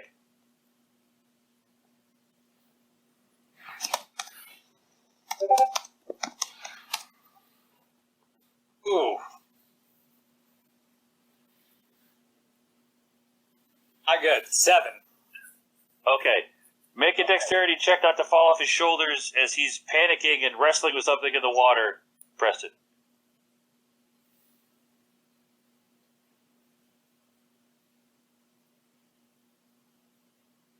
Nice. Okay. So Brad falls in the water, and you're still on his shoulders. You don't fall off his shoulders. and he was wrestling with something. And so now you're sitting on his neck, basically, and he's in the water. And there's like claws and fur and everything.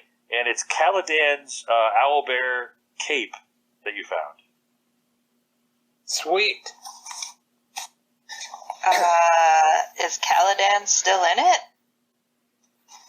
No. Okay.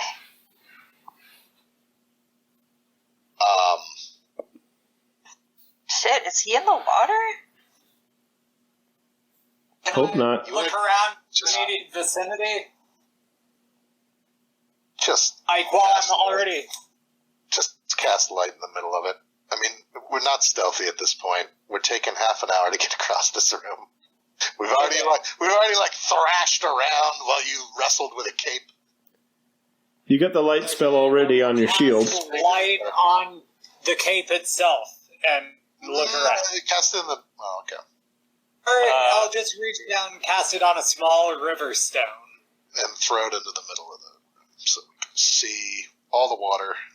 The bottom is pebbly, and there are blind fish that scatter, and white crawfish, and little cave salamanders, and glowworms in the ceiling. No dead elf. Okay. And no dead elf. No. Okay. Yep. So. Make a perception check at advantage, Brad.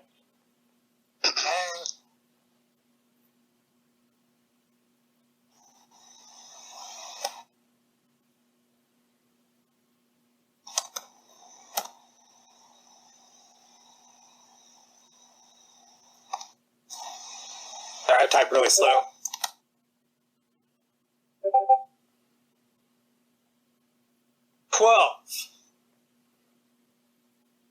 Yeah, you don't see any other man-made objects. It's a multicolored, pebbled bottom. There's quite a little ecosystem in here, but you don't see any more man-made artifacts in here. No blood it's crystal clear water.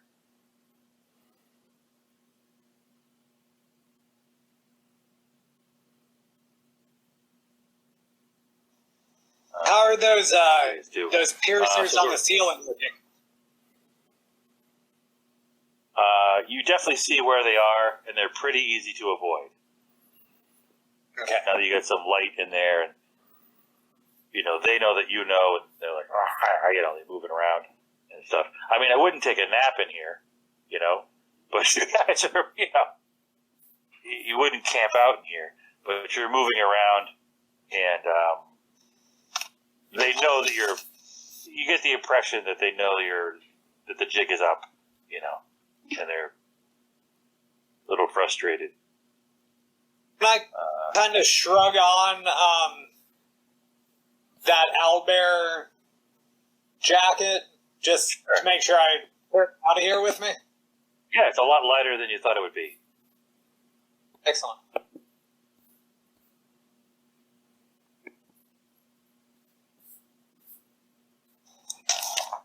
We get to the southern exit, yeah? So Sybil gets to go first. Okay, I'm gonna go, and then can I I'm gonna do a perception check, to see if I can notice anything telling about the two different paths out of the chamber, like is water flowing down one and out of the other, or do I maybe hear something down one and not the other? In front of you, it just goes into darkness, and you definitely get the sense that you hear a waterfall in front of you. Okay. Louder in front of you than you do off to the other side. Okay. Great. I think we're gonna try to head for the north one then. Yeah, don't go chasing waterfalls. Have you told Anna about pun damage? Oh, Jesus. No, I haven't. Am I taking pun damage now? No, I'm just saying. Just reminding me, a light reminder.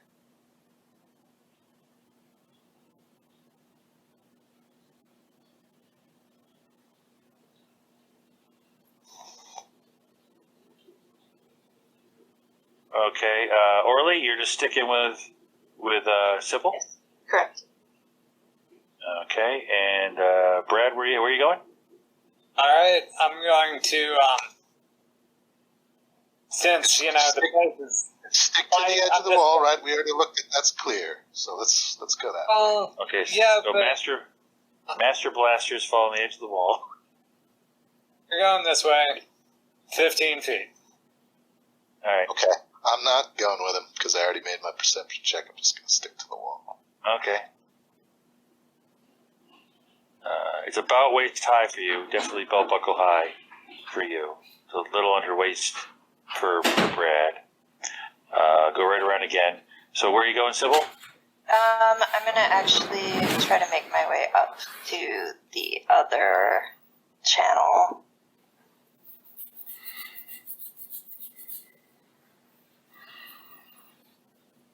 And that's it. Okay, so you can see 10, 20, 30, 40, 60 feet. So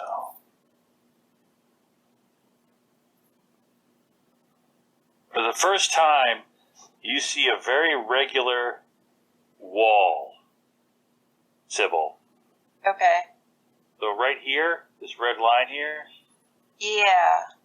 you see a fresco of urns with flowers in them. Okay. And there's a couple of strange figures of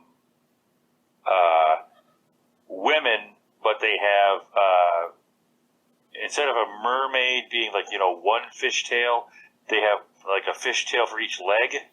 Oh. And Okay. they have tentacly hair. Mm-hmm. Yikes, snakies, alright. So, like, snake ladies. Like big tentacles like we saw up there, or like smaller because it's on their head? It's the same. They have the same purple, lavender, and green color scheme as the tentacle you saw up there.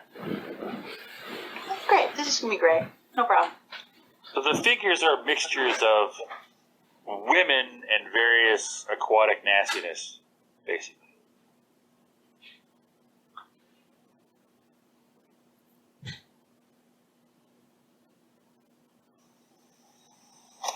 And we can go around the table again, starting with Sybil. Okay. Sorry. You also notice that the art style and the pigments used are for people that have dark vision. Oh, okay. Interesting. Which is a cultural thing, Okay, well, I moved forward 15. Once I get into the hallway, I'm going to start moving a little faster, though, probably.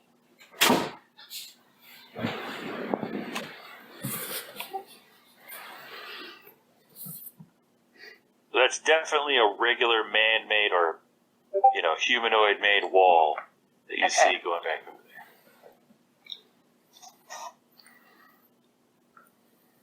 All right. As you get here, you notice in the water are a set of bronze doors. Okay. Can I do a perception check to see if they're like doors that got knocked over, or if maybe they're a weird drain or trapdoor or something? They look like they used to be on hinges Okay. set into the building, and that they were recently knocked in Okay. from the inside, and so the fresh hinge mounts are cracked. Okay. And the metal's very clean. There's no lichen on it or anything. So you feel that this door was busted down Recently. It doesn't look like it's been there for 100 years, certainly. Okay. All right. Good. That's my turn. Orly? Just following along, and I mean, I'm looking around, but I assume I see the same things that Sybil sees. Yeah. And you get the impression from the fish and the crayfish, because you're in tune with nature and small creatures, that, the cave fish and the crawfish and the salamanders are very disturbed by all these recent visitors. They've never had so much traffic in here. And they're just like, oh, hide, hide, light, hide, big stuff, big people, more big people. That's your impression you get from all the tiny critters that are in the cave around you. Poor critters. I know how they feel. Yeah, it was a very peaceful, nice cave until all these big things came along and disturbed things. That's your impression. Humans don't get that. They just hear birds, hear squirrels. They don't get the information like forest gnomes would get. Going around, Brad. Okay, so I have dark vision, and there's the light in the middle of the room now, so I'm assuming I can see that they've sort of changed their back towards the other exit of this cavern. Yeah, as you reach, you look through the stalactites and the crystal clear water, you definitely see a golden glittery color sort of in front of the girls, and they're sort of down looking in the water. And it's a metallic gold color glinting from the water in front of the girls. So, still being cautious, I'm just going to move my maximum 15 feet. Okay. Okay. Straight across. Okay. And Joe? There you go. Okay. 2 at a time. Alright, I'm gonna move it. That's the round, right? I can go again? Yep. Okay, I'm gonna move in here, and do perception check, looking for monsters or Caladaan. Okay. What about stealth? How stealthily are you doing that? Oh, right. So, let's see, where was I? Actually, I think I have to be, like, right here. But, because I want to be stealthy until I can see into the chamber beyond to know what's there. If you know what I mean. Mm-hmm.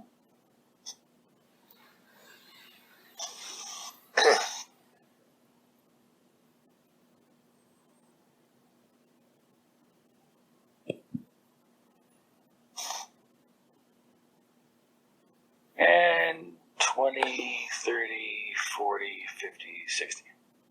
So, as you poke around the corner, you see more of those grotesque things. Now, do you have skills like history or religion? No, once we level up to the second level, I'll be able to get the Jack of all trade trait, which allows me to like roll basically for anything with half my proficiency bonus, but I don't have that yet. Okay. Do you have any knowledge skills you think might be applicable to looking at ancient frescoes of a buried temple? What's the closest thing you Wait, got? did you say religion? Because I'm actually proficient in religion, and I'm right there too. Go ahead, Orly, then. Go for it. Yeah. I keep forgetting that I forget often that I'm religious because I'm really terrible at it. And I can give you bardic inspiration again too. What does that get me? An extra d6 to roll. Alright, so I got a 13 then. Oh. I feel like you have to play an instrument for that, though. You don't want to do it if you're trying to be stealthy. Like, oh. She's like, you can do it, Orly. Yeah. I believe in you. Orly, I believe in you. I have to, on that note, I need to quickly use the restroom. I'll be right back. We're so in tune. I mean, once you ride on someone's shoulder across the bottom of a well, hip deep water, Real bonding exercise, yeah. Avoiding target practice. You name it.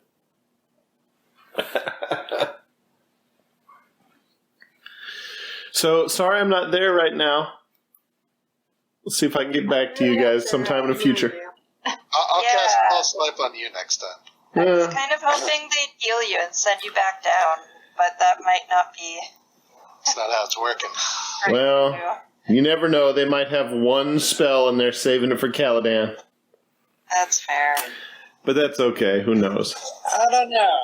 You can't. You seem You like can't just the jump out of the ambulance type. Brad, you can't just use Can you not use Cure Light on somebody that's been knocked out with Stabilize?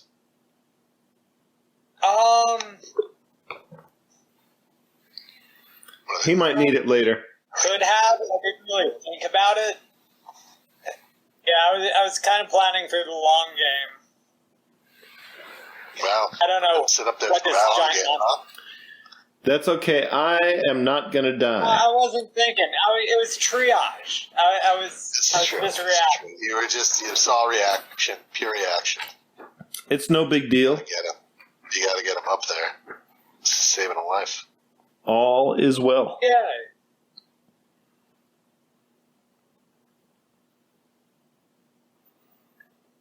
I mean, be honest. Are you up there just like they're having a barbecue? Just They gave me something called a potato chip.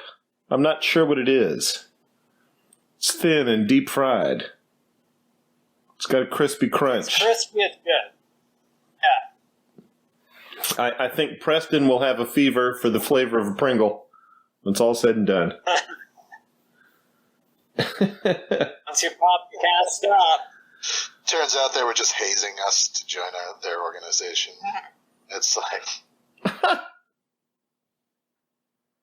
you get in because you went through it, but we have to keep going until we figure out that we're...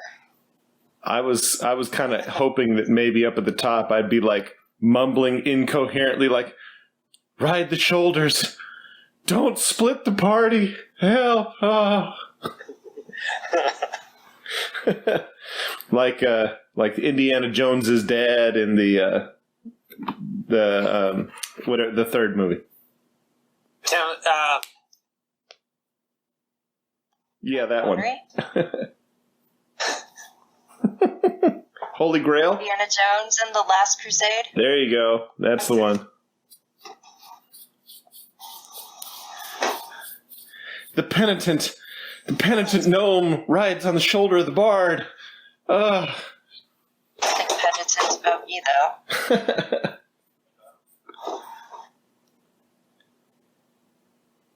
Orly, I was on the edge of the death when I saw the outline of Poppy Fizzlebang come down and talk to me. No, what'd she say? I've had a near-death experience. She said the end is nigh. I need to be prepared. She does say that a lot, I've heard. Oh, she's one of those.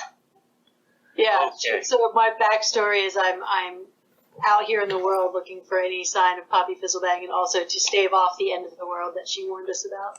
Ah. That's right. She was making a lot of sense.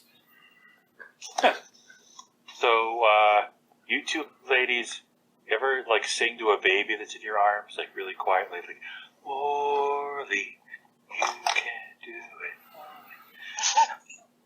it. Yep. Oh,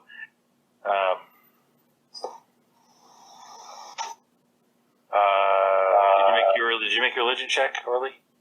Yeah, with the inspiration I got a 13. Okay, so,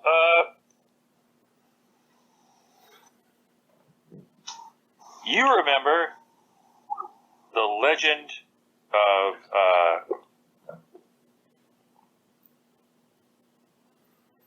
Githalandrium. Wow, can you spell that? Githalandrium. Githalandrium follows basically the same sort of outline as Medusa, except for elves. You can imagine a very vain elven priestess who would spend all her time gazing at her reflection in the river. And this caused her to neglect her sacred duties, and she was cursed to be this weird water river creature and lure people into drowning. Oh, shit. So she's a siren Medusa elf bitch, basically. Was still worshipped and sacrificed to by elven sailors, as like, for safe journeys over water and things like that. So she's the fickle, dangerous love-hate spirit of water for elves. You can imagine. So she's sort of a dangerous, fickle Poseidon, Medusa sort of figure in elven folklore. All right, I will murmur that brief summary to Sybil as quietly as I can. Yeah. And I don't see anyone else in here? When you started singing to Orly, you heard a faint singing start from the darkness at the other end of the temple. Okay, well, I'm going to keep singing then. You make a singing roll, and then I'm going to make a singing roll. Go ahead.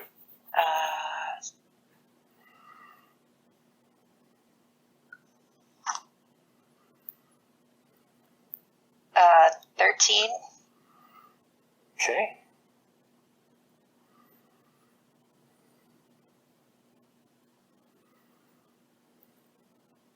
How do I do pluses? If someone has a plus in something, I do D20, then plus a number? I think so. Give it a try. Oh, I think so. Did you try to reboot? Okay, so what's happening is you sang a certain thing, like a guitar riff, and then this voice in the darkness imitates you pretty well. Okay. So it feels like two musicians just started this sort of competition. Does that make any sense to you? Yeah, so like it's imitating me, but maybe making a little change. Right. To make Okay. yeah.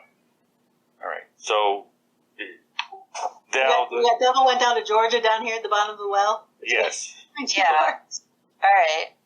So the daughter of Cathandrum in the darkness, off in the darkness, sings another riff. Okay, let me do her roll.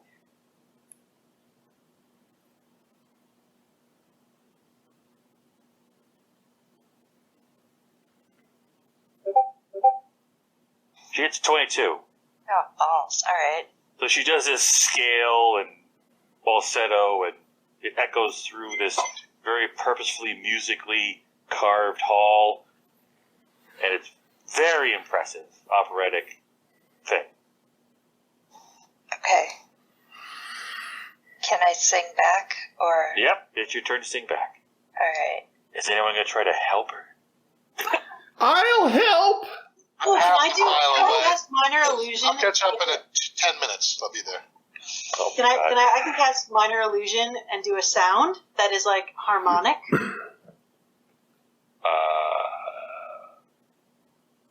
I'll let you do your... If you pass an Arcana check, I'll let your illusion help her. How about that? Do you have Arcana? You have Arcana. I mean, I'm not proficient. Oh, okay. It's a natural ability, I think, from being a gnome. A natural that I can ability. do non-minor illusion. I'll give you a D4. You can add a D4 to it. Okay. So go ahead.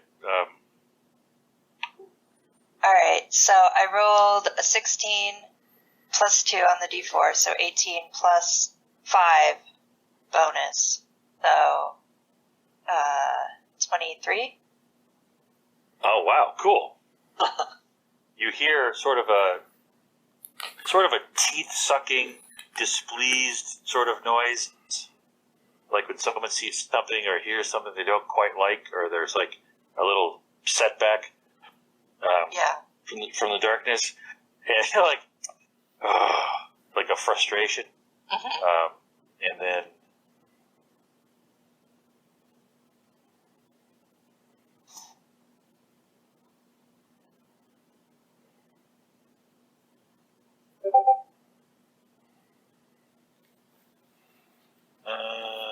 A 13. Okay, so I have to roll now? Mm-hmm.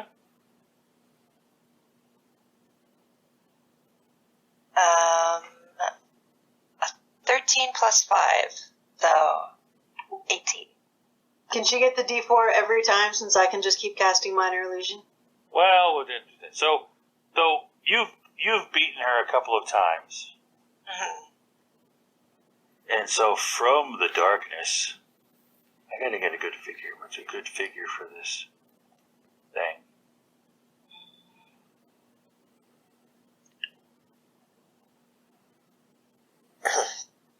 I was hoping there'd be like a scaly boy on there, but I don't see one.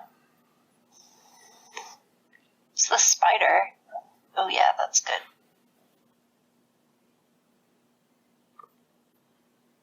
How do I make them bigger? Oh, I know. You gotta click on it, and then you can... Click on it, maybe. and there's a left and right arrow. Drag those around. So you're sort of hiding in the doorway, and you see this. Imagine a woman that you initially think is in a big skirt, but the skirt is actually a whole bunch of tentacles. Okay. And then she's covered in in fine silver chains, like a belly dancer type outfit, and she's not very modest. Okay. So obviously very seductively done. And her hair is tentacles or snakes or something, but it's definitely moving. And she has on a silver mask. Okay. And she's very inquisitively leaning forward and looking around the pillars, and she's singing again. Okay. I guess I'll sing back. All right. And I guess step forward. I'll step forward to like here.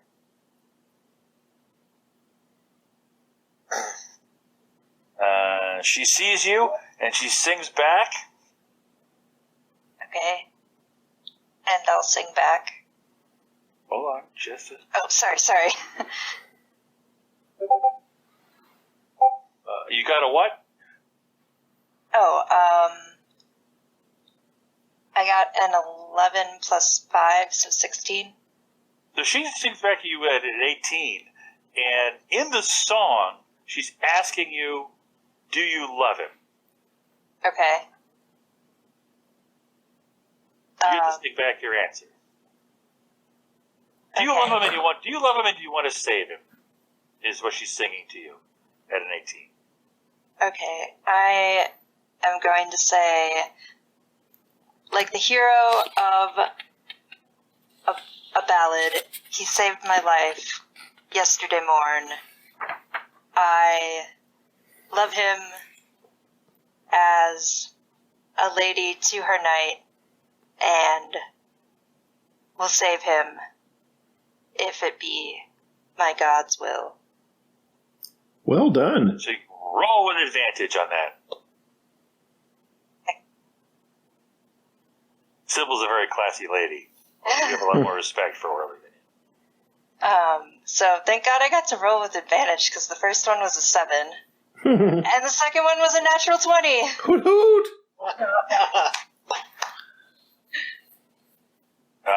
She, from under her skirts, throws his body at you. Oh! Make a dexterity check. Alright.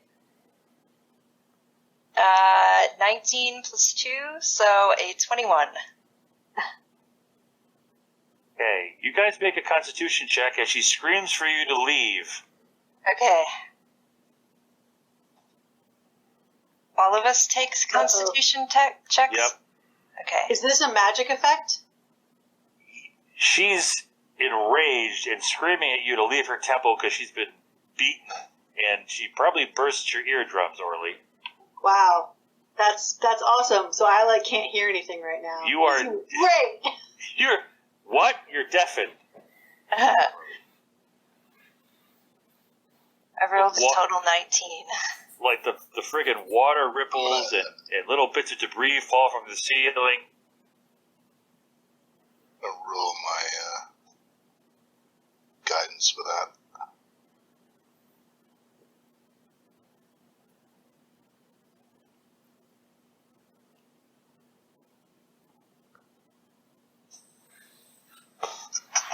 So, 14. Oh, yeah, you're fine. Ears are ringing, but you're fine. Now that I'm deaf, she can't do any more damage to me, though, right? That is advantage. Yeah. What's that? She can't do any more damage to me now because I'm already deaf. Right, exactly. And as long as you stay clinging onto my shoulders, you don't have to worry about us being like, get out of the way. So. Does it make any difference that Preston and I are still way back here in the other cavern? You hear some of the most beautiful music going back and forth. 2 female a cappella voices going back and forth, Brad and Preston. And you're like, wow, and you're like listening intently and getting closer. And then you hear the most god-awful shriek of your life. Okay? And like blind fish start floating in the water, and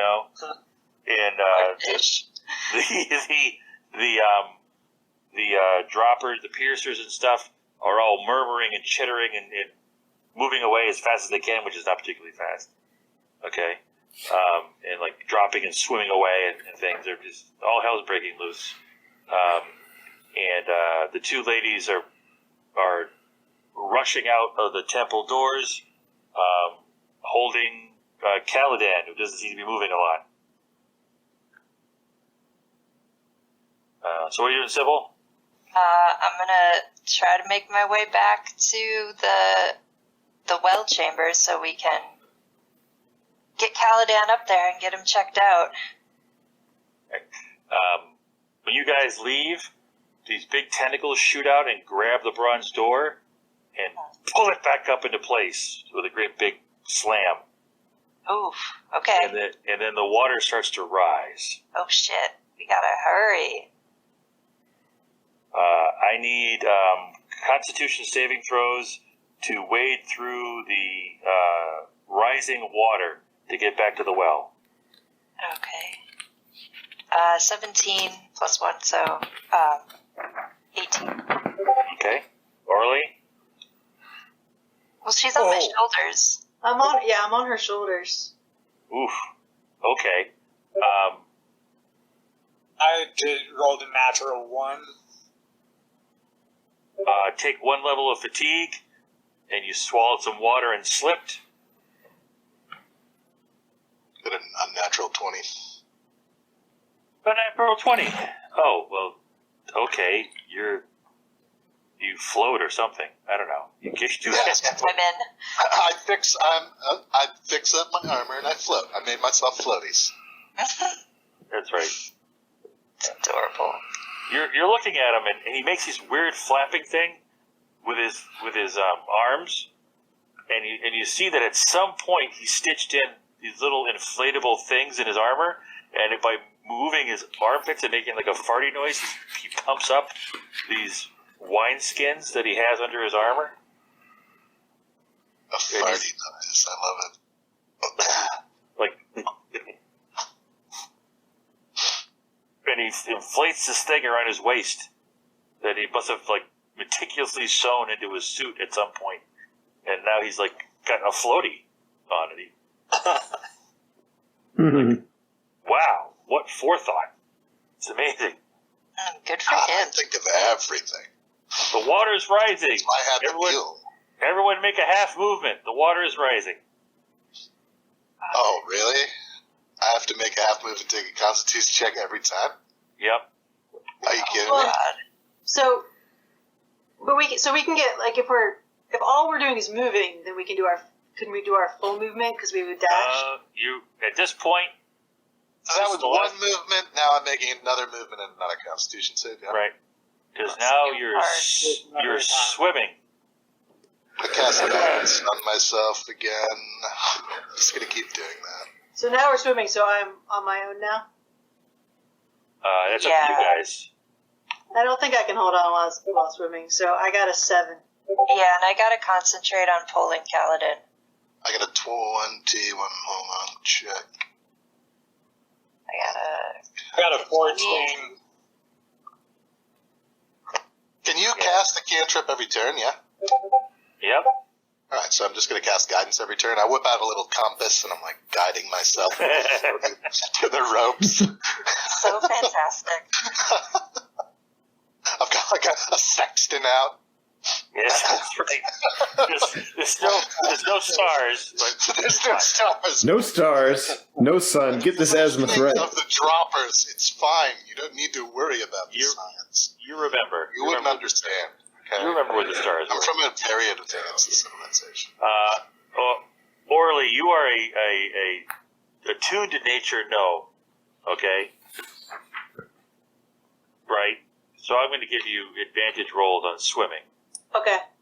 You're also dressed like a monk. You're not wearing. Yeah, no, I don't have armor or anything on like that. No. Yeah, I'm going to say that you've done plenty of swimming, Orly. You know? It's not an inordinate thing. But I'm very distracted, okay? I'm very distracted by being deaf. So Okay. my constitution saves aren't going so well. No, they aren't. But you get to move half your movement, which is your swimming movement, and you get to move your swimming movement, Sybil. To get to the base of the well, everyone needs to make one more Constitution check to see how much more winded you are when you get there. So one more round of Constitution checks, and you're at the bottom of the well. I'm going to try some. No, won't do it. Yeah, I got a 10 this time. Do you know if there's a way to add a modifier to a Constitution check? Anyone that's used this? Constitution. Otherwise, just got to roll them separate. You coughed up the water. So Orly and Brandamore have taken one level of Constitution fatigue. Sybil has not, right? Sybil passed yours, right? Yeah, I rolled an 18, and before that a 15. Yeah, so you're fine. So you've got him under the armpit, and you're swimming with him, like side stroking it, and you can make it to the bottom, and it's very echoey in there. And have you really got him this time? Have you got him this time? We got him. I'm gonna take the ring off of my finger and try to put it on his so that it's easier to haul him up. I'm assuming that's a ring of feather. It's a ring of featherfall. Okay. Oh, so it doesn't work going up? No. Well, I'll stick it on him anyway, just in case the rope breaks or something. Okay. Who's putting the rope on him? I'll fasten it to him. Should be good at fastening things, right? Yeah. What do you want me to roll for it, I guess? Or do you want me to roll, or do you want me to just... Your survival check, tie a knot. Yeah. I have that skill, so... Make sure you don't, put it around his neck. And I'll also use my guidance. Oh. Compass it out. There you go. Roll. There you go. 17. Sorry. So you put it around his chest and up the back, and they start hauling him up. And then they start hauling you guys up. All right. You're very damp when you get up there. While I'm waiting to be hauled up, can I look around and see if I see any of Tristan's stuff that I cut off him earlier lying around? No. You were swimming for your life. The water's rising and getting cloudy. Yeah. I don't really care that much. Okay. All right, Tristan.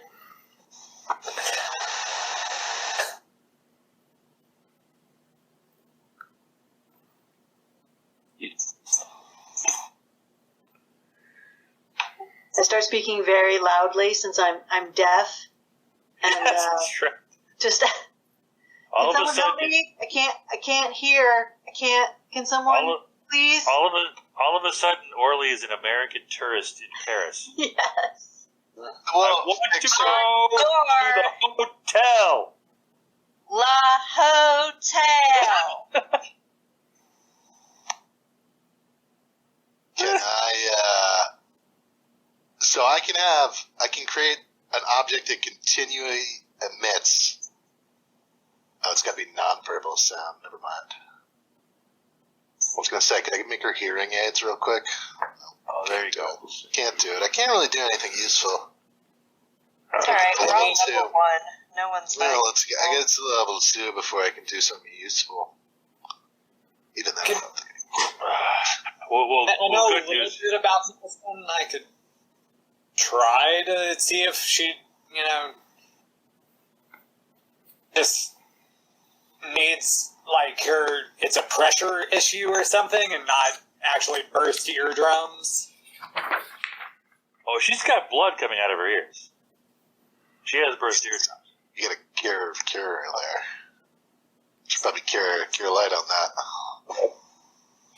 I mean, I've got cure wounds. Yeah. But I don't. Does that? It's like ailments? like her eardrums are physically burst, so.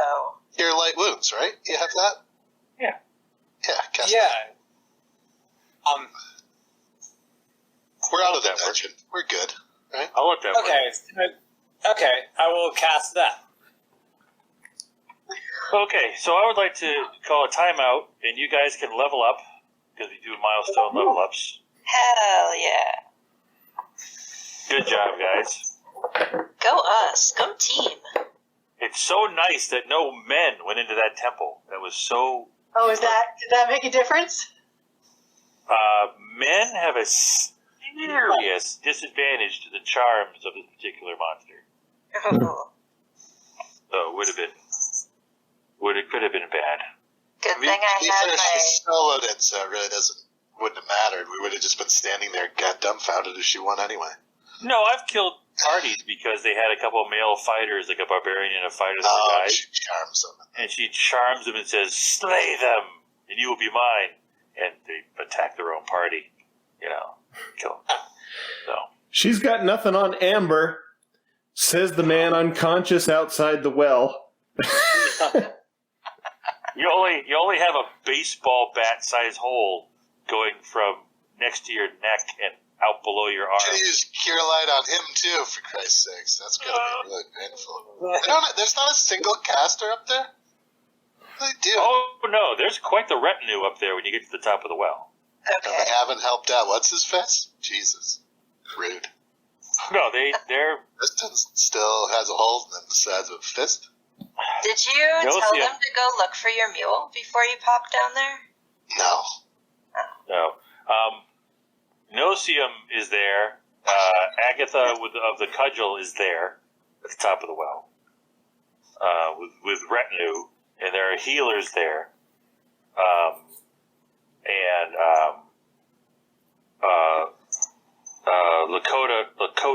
Lacote the Chaste comes up with the reins of Hermes in his hands and hands you the reins and then ruffles your hair.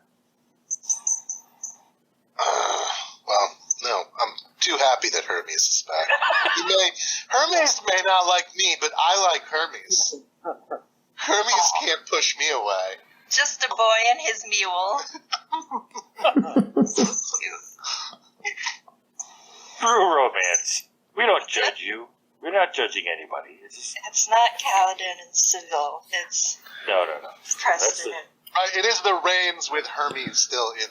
He's there, right? It's not just him handing the reins of the. Yeah, it's a carcass. Reins. Yeah, It's a magical item called Reins of Hermes. Here's his armor and reins. Here, take this. And smiles and pats me on the head. Your dead mule is dead, little child. You're alive and well, Hermes is handing. Great, I have a 10. That's good because I need to sleep. So it'd be nice to have a 10.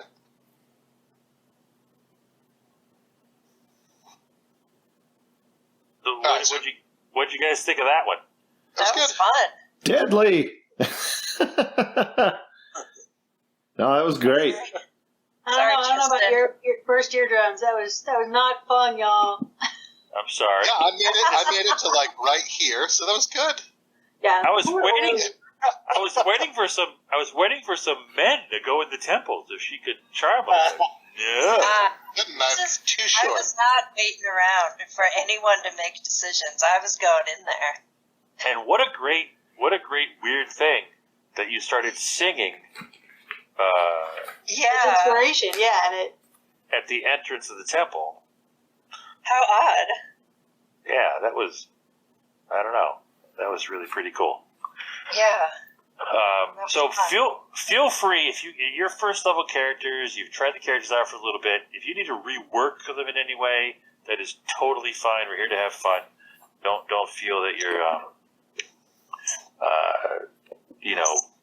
burdened by anything. You're here to have fun. So if you want to change character in any way and make a second level whatever that you want to play, that's fine.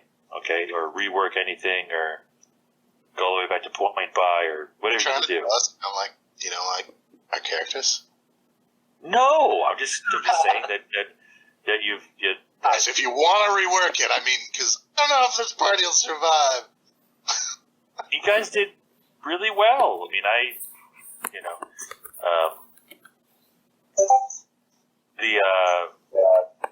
The weird thing about the piercers is they don't like small creatures. Oh. So I had these piercers. Until I got on the show. I wanted the piercers to go after the big, chunky, meaty, good-looking. But I have way points. It worked for me. Teeny tiny, Oh well. Glad I rolled your well on that one. Because they're way up there. They do 4 or 5 d6. They do a d6 of d6 damage, depending on how high they are up on the ceiling. Randomized. You're pulling the real old school monsters at us, Oh, you gotta have Scourgers and piercers. Well, what's the weird one that has that's the blob thing? It's like a piercer. It used to drop down. Well, there's like a manta ray thing. What's that thing? A cloaker? Cloaker? No, I'm not thinking of the cloaker. I don't think. Might just call it a dropper or a cloaker or whatever. Roper? Well, the roper is like a little noose or something. Like a tree. There's a hangman's tree. There's droppers, cloakers. But you guys can level up your characters. Agatha is there, and she comes over and takes Caladaan's body out of your arms, Sybil. Oh no. And she turns around and lays him down in the grass, and she's murmuring stuff, and there's this big, very bright white light, and the grass around Caladaan turns green again, and you see like flowers come up. And her hands are white, and you haven't really been in the presence of that high a level of healing magic before. Okay. Right? I can do that. I imagine I'm sort of half on the ground with my arms raised in front of my face from how bright it was. Yeah, you haven't seen, greater restoration or whatever she uses. Like, you haven't seen, not to get metagaming about it, but you haven't seen 8th, 9th level healing magic.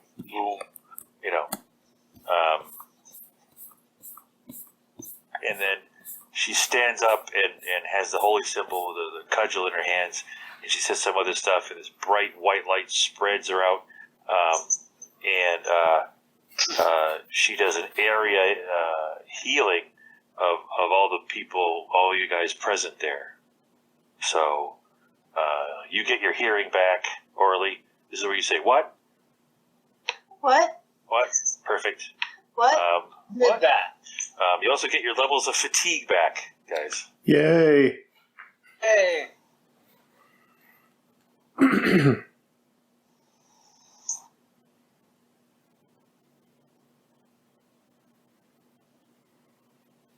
She comes up and motions for all of you to come closer, and her guards sort of look at her, and she waves off her guards and beckons you guys, this group of adventurers here, to come closer to her. We do. I do. Lurker above. Lurker above, is that what it is? Yeah, Yes. it's a stupid looking one. Well, originally the artwork was really dumb looking. That's the one that looks like a manta ray. Lurker above, the manta ray one? Yeah, One that looks like stone manta ray that it just drops on you and like cloaks you up. It's like a cloaker, Same thing, but not a cloaker. The other stupider looking cloaker. What's that? Yeah. There's a worse one from the original one. I gotta find it. I was at a used bookstore looking at an old, original D&D back when I was a kid. No, you can have one of those things where, as soon as you walk into the room, the cloaker jumps on your back, and then, the floor sweeps up around you, and then the lurker above sweeps around that one. It's rough. I killed a party pretty unfairly because I had an entire room in a dungeon that was a mimic. Nice. That's rude. And I thought it was fair, but no, it's not fair. Because you can't be, because you walk into what you think is a cave. Well, it is a cave, but the entire interior of the cave is the inside of the mimic. And it basically just closes its mouth when you all walk in. So that's not fair. So I don't do that anymore. She beckons you closer. It says, as you can see, our journey is being made more complex as we go forward by the forces of darkness. Rest, celebrate, but for a night, and come to me. I have another task for you. And she looks at her blind bard there, Nosium. Nosium will get you. Thank you again. I'm going to have to do some training. Gets on her horse. So let's give a reroll token. You need to put this on your sheet, Sybil. Okay. Give yourself a reroll token. Oh, I don't have it. In the game, for good role playing and taking the lead and accomplishing the mission, a reroll token you can use yourself or give to somebody else to give yourself a reroll, or somebody else a reroll. Okay. All right. On as inspiration. Yes. Okay. So it's 9 o'clock. You guys level up your characters. If you have any questions for me, what's that? It's a flumph. Do you know what a flumph is? Flump are awesome. Those are little. Flumph is ridiculous. Best PC ever. I'm gonna find the original artwork though. But they're little intelligent, floaty jellyfish people that are nice. I don't think they were originally that, but yeah, maybe. I think they changed them into that. Right. Where's the original? Yeah, this is the original artwork, man. Look at this beauty. Are there any changes you would make to this adventure, guys, for feedback, like role playing feedback? Yeah, that's the new one. That's the original one. Is up top there. I think at the beginning, we kind of fucked around because we didn't know what we were doing, and if there was something more for us to do there or what. So maybe I don't know, if you could at a point, if we're just sort of faffing about, if you could make it a little more clear that we should probably move on. Well, yeah, sure does how. Yeah, I mean, it's how long do we keep looking for something interesting versus, it's something either that we're not going to find it or that there is nothing interesting, and that's, it's okay, we're not finding anything, I'm bored now, let's go, but Yeah, I think if that was on us, probably we should have not fucked around for so long trying to get them to... Again, I'm not, really in a role-playing game, it's about your personal interactions with the other player, and I'm not here to railroad you, okay? Opportunities arise, and you can say yes or no, okay? It's really the bird asking for help. I mean, people have asked can you spare some men-at-arms to come help us? And they said, well, I guess we can find some people. You know, there's different things you can do. Different things happen, right? Some people won't go down the well. I said, okay. You know, I mean, it's... the idea of the adventure is that bards usually are second fiddle, pardon the pun, in a party. Okay? Did you just pun, Lance? Did you really? I did, but I'm allowed. You aren't allowed to make so You take 4 plot damage. Oh, well, if I die, there's no game, so go fuck yourself. So, I gotta go.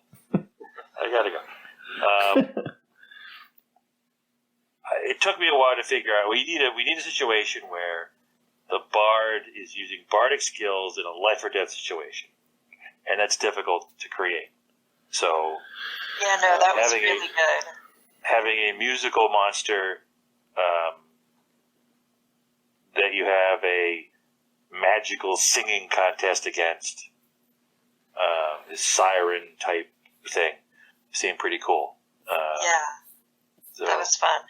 And I can't wait to turn it into a song. Oh, it's going to be... make Caladaan blush to the tips of his pointed ears. It's going to make a heck of a issue of Rounders when the improv team of jesters hear about it. God. Yeah. They'll probably sing a ballad about Hermes and Preston. Right? Yes. We got to get that mule. Oh no. Oh my God, that's going to be my second thing I say. Second thing I write. Hermes and Preston. The man. The boy and his mule. Where's that mule? We've got to chase that ass. I hate it. Jesus. Yeah. Pretty Riding the ass. Oh! I said that in Catholic school and I almost got in trouble. Oh no. You used to say Jesus rode into Bethlehem on his ass.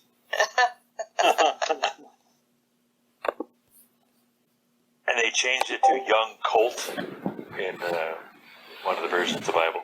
Oh, that's so cringy. And, Just leave it in there. It must sound worse. Let people make jokes. Yeah, I know. Yeah, Jesus rode into Bethlehem on his ass. And it's an ass that they went and found. They said, hey, we need an ass.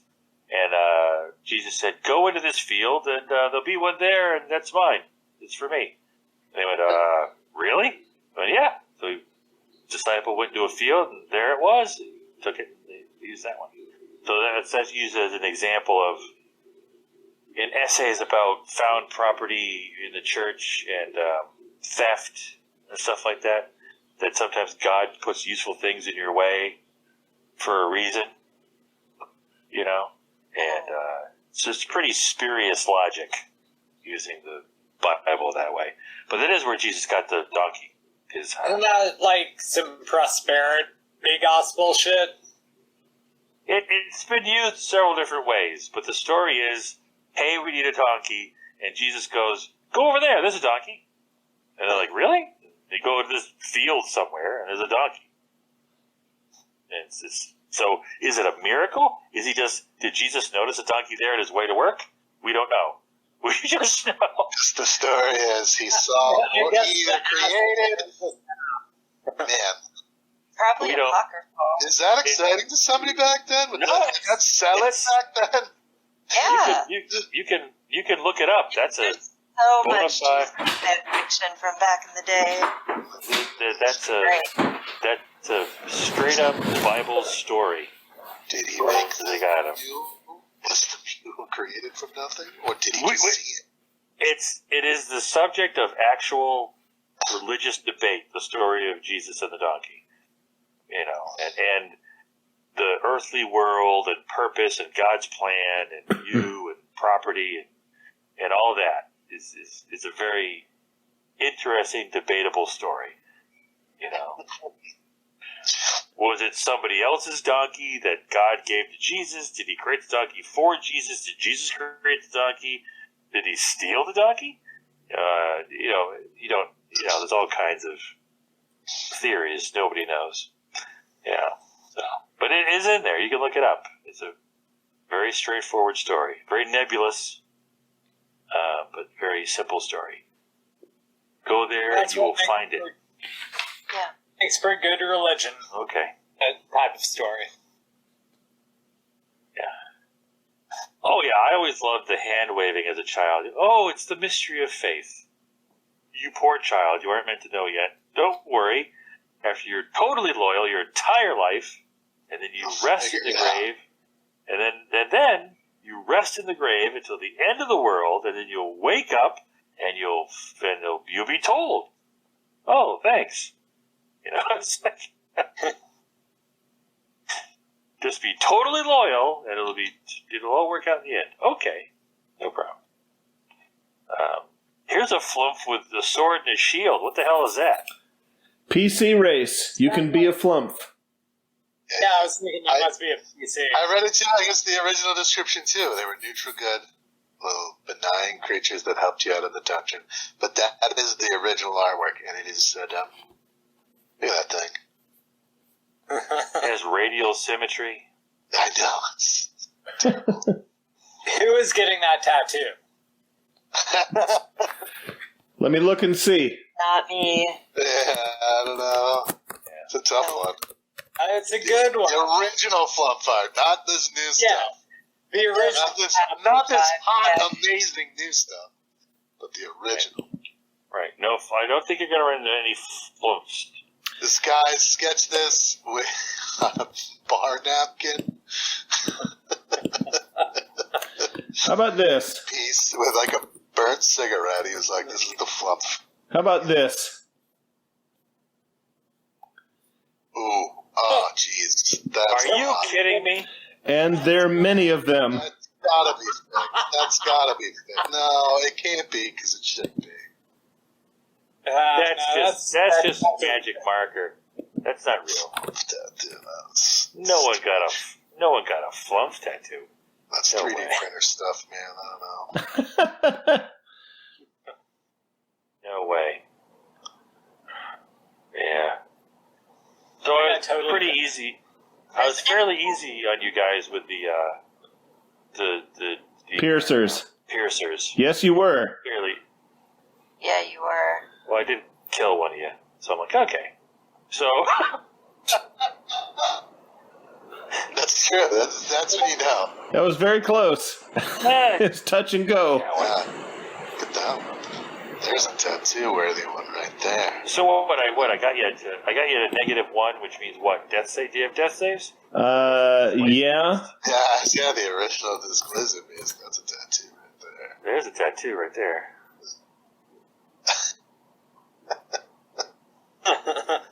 4 things to do with a flump. Eat them? Shade at the beach, high fashion hat, spare wheel, lightly toasted, tastes like chicken. Oh. It's rude. He was just trying to help you out. What is that a spare wheel on? A chariot. A velocipede. No, it's definitely a chariot. Definitely a chariot. It's Christmas time. It looked like a sled. Or a sleigh. Yeah. So you guys didn't have to do any hand-to-hand combat in here because you didn't have any men. Thank God. I don't want to fight that thing. We would have to fight that thing? The first level? Hey, Well, she would charm you, charm the male members of the party, and have them attack each other. I got to kill something with my bare hands. You can go to the piercer. That's Anything fine. that could take down Caladaan, I wasn't really looking forward to getting into a physical fight with. No, Caladaan was. I was going to say, I would have ran away screaming. Mm-hmm. I got it. I guess she charmed me, but if she charmed me, but otherwise I'm running away screaming.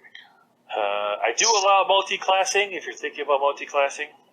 Absolutely. I like the lips. The what? The Markiplier lips they got on there. Oh, on that's that. Marky Boo. Yeah.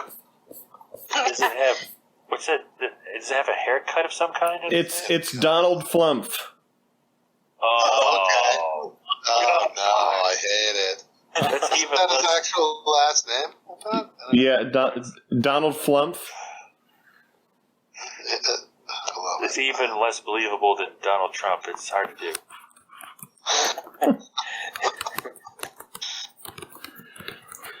So as my character becomes an anti-paladin, do you think Agatha the Cudgel is going to help me train in that? Like, how am I going to get there? She's neutral good, Ooh. so I wouldn't. Probably wouldn't bring it up to her, you say. Hey guys, would it be useful if I took Cure Wounds as well? Or should I, because I get I can take care of wolves. Cure Wounds is good. Healing Word is good. Yeah, I can take care of wolves. If since I have Cure Wounds, Healing Word might be good because you can use it at a distance. And it's a bonus. Healing Word.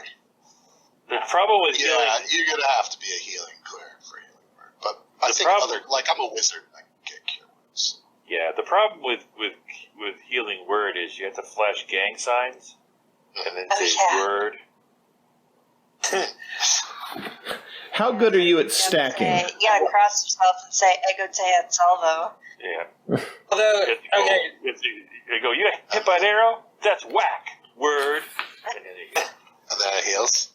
And it heals. actually, I get to switch my spells up every time I take a long rest as a cleric, so I can get Healing Word Right. instead of Cure Wound. Right. Oh, I also do get the Song of Rest, so I can help heal people. I forgot about that. You need a I can healing help heal bird people. that counts healing. You've heard the Song of Rest before, right? And I'd have a word bird. Have you heard the Song of Rest, Sybil? Oh, well, it said when I leveled up that when you hit level 2, you get it. Yeah, it's the song from Jaws where they go, I'm tired and I want to go to bed. No? I know. I had a little drink about an hour ago and I went away. I don't know. I think Sybil's Song of Rest is going to be more melodic, just More from past experience. Or more melodic than that? It's going to be a 4-hour dwarven song or elven songless marathon. Not a jaunty talk singing? I don't understand. It should be. lie. Everything should be that. That way everybody's included, you know? I'm glad you guys had a good time because I have total party wiped 3 parties. Well, we didn't party wipe. If we party wiped, then we would have had a good time. I don't know. Some people have a pretty good time. Honestly, I've never been in a total party wipe, so I would just chalk that up to, ooh, I had a new experience. So I'm okay. Just putting that out there that, like, don't be worried. I can play my hippo warlock if that happens. Yeah, I've got an Air Genasi Ranger as backup. Yeah. You gotta get the weirdest characters as your backup. Holy shit. That would be a human. That way he feels bad that he killed you just because he has to deal with the hippo. I cast Spirit Guardians and I twin it and you can't twin it. Can you twin it? I want to twin it. No. I'm going to do that. I'm multi-classing into cleric now. It doesn't have one target, so you can't twin it. Brad can do it. Brad's going to get it. Am I gonna get? Are you going to not use it, Brad? You're going to get Spirit Guardians. You're going to not be able to use it, though. I think you get it. I don't know. Maybe it was just a knowledge cleric, but I don't think it's specific to the knowledge. I don't think it's a single. I haven't gotten that far. Yeah. Did you pick a sphere? Were you picking a sphere? Oh, I'm a life cleric. Okay, so you're going full life, yeah. I don't know. Yeah. I don't know if they get it, but maybe. I mean, I certainly have some, like, aggressive spells as well, but mostly life.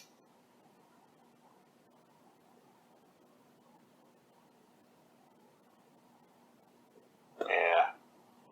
There's like 8 different ways I could make this adventure more deadly. Don't you I know? appreciate you going easy on us. I felt it was pretty deadly. You did.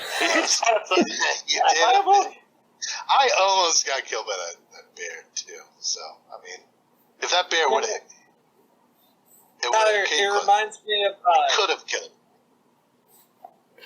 one of the. It was like the second or third game we played last time, where he picked you up and dropped you, and I used feather fall on you and saved your ass that time too. Oh, yeah. That was great. I appreciated that. I got dropped from overhead by a manticore Yeah. Yes. out of the sky. Oh, you dragged back Tristan and then lied to the people at the top of the well. So I'm going to give you I'm going to give you a role-playing point for that. I'm going to give you a re-roll token for that, Brad. That was good role-playing. Do you have him? They didn't say exactly who. Do you have him? Yeah, we I did. So, Got a him. Pull it up as quickly as possible. It's him. It's him. hey, Lance. Yeah. So I have to ask these series of short questions. Are you prepared? They'll be easy. I'm totally fire away. Okay. Since I went to great length to get my weapons and armor, is my signature dented helmet still with me, or is it down in the bottom of the water somewhere? Oh. And you could just say yes or no. No harm, no foul. I don't care. But I have to know. What kind of helmet was it? It was the dented helmet taken off the corpse of Amber's grandfather. I know, but It was metal. style Metal conical helmet with a dent. conical helmet. Yep. Did it have a chin strap? Or was it attached to a coif? It was attached to a chainmail coif. Then you got it. Okay. How about my chainmail armor? You got it. Shield. Nope. Okay. Was that... I have a shield. I held it above his Oh, head. you have the shield? Yeah. Okay. The meticulous child has your shield. All right. And what about my long sword? It was in its scabbard. I did not search for that. So. Yeah, sure. Okay. And you were wearing like Your boots and your dress, pack are gone. right? Okay. Boots and pack and anything in it? Yep, gone. All right. Sounds good. I will remove those items. But if Stuff got off my mule. What's that? we Stuff on my mule. Did they take anything off of the mule? Is it? Oh, yeah. I pledge to help you find Hermes. Mule, I don't get anything back from it. Like No. not my tent or my. Okay. The saddlebags are gone. The barding is still on the mule because it was hard to take off. Okay.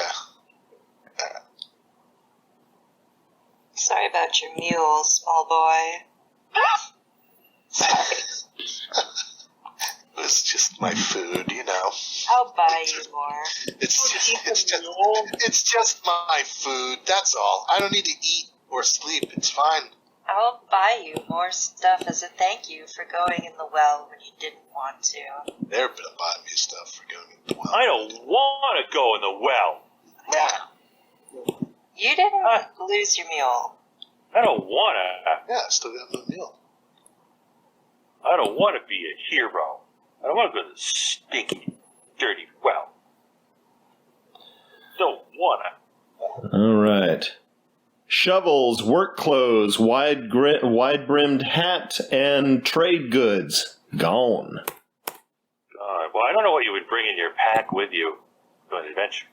Everything that I don't want to get stolen while I'm gone. Okay, then. Gone. Gone. Can't. It's not that big of a deal. I just need to know. If I have to go skin diving in there to like pick up all my old stuff, that will be a pain in the ass, but not impossible. Yeah, so you were reduced to -1. Yes, that's correct. So game mechanically, what happens? Is that death save, or does it have to be double? Death save, but then like rounds 2 and 3 are additional saves unless I take damage. Mm-hmm. But I used Spare the Dying. Did you make those? So I got Spare the Dying within a single round. Okay, so what does that do? It stabilizes me at 0. Okay, groovy. All right. But you did good, man. You almost ended my tale. Yeah, well, you know. Yeah. That's Get into it. Bonus Spare the Dying. -1. I'm not sure how that. So you touch a living creature that has 0 hit points. Is that the same? Yeah, speed's fine, sure. Yeah. Does it? For him to be like dead, he's got to be negative equal to his maximum hit points, right? Yeah, I would have had to gotten to -10 or failed. Like when you're a halfling and you get bitten by an owl bear. That probably takes you directly to... That would have been the end of that game. What? Yeah. That would have been the end of that. How many hit points do you have at first level? Well, I have as many as he does because I have much more constitution than he does. Oh. I have 11 hit points. I only have 10, so you're... 18 with false life. I could have lived through being attacked by them. I could have killed me too. It was, what, 3d6? Well, Oh, for sure. It bites you, it bites you, and then, Yeah, but it only got 1 attack on me that turn. on the bite. Yeah. And it was only the bite. And if it bites me, I think it was like 3d10, right? No? Yep. 2d8. 2d8? Well, so then, it was 16, it could have killed me. Yeah. Yeah. The thing is, if it gets you to 0 and you're not doing anything, and it just starts fucking eating you, then you're dead, yeah. Gobble, gobble, gobble, gobble, gobble. Tasty little snack. No.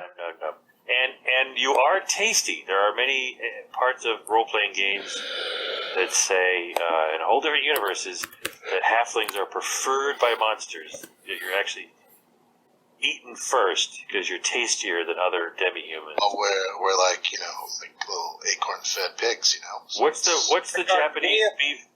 What's the really Kobe. Wagyu. You're the Wagyu beef.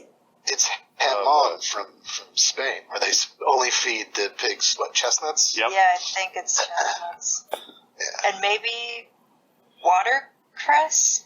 Maybe. I don't know. Weird. That's the fancy. That's like the prosciutto of Spain.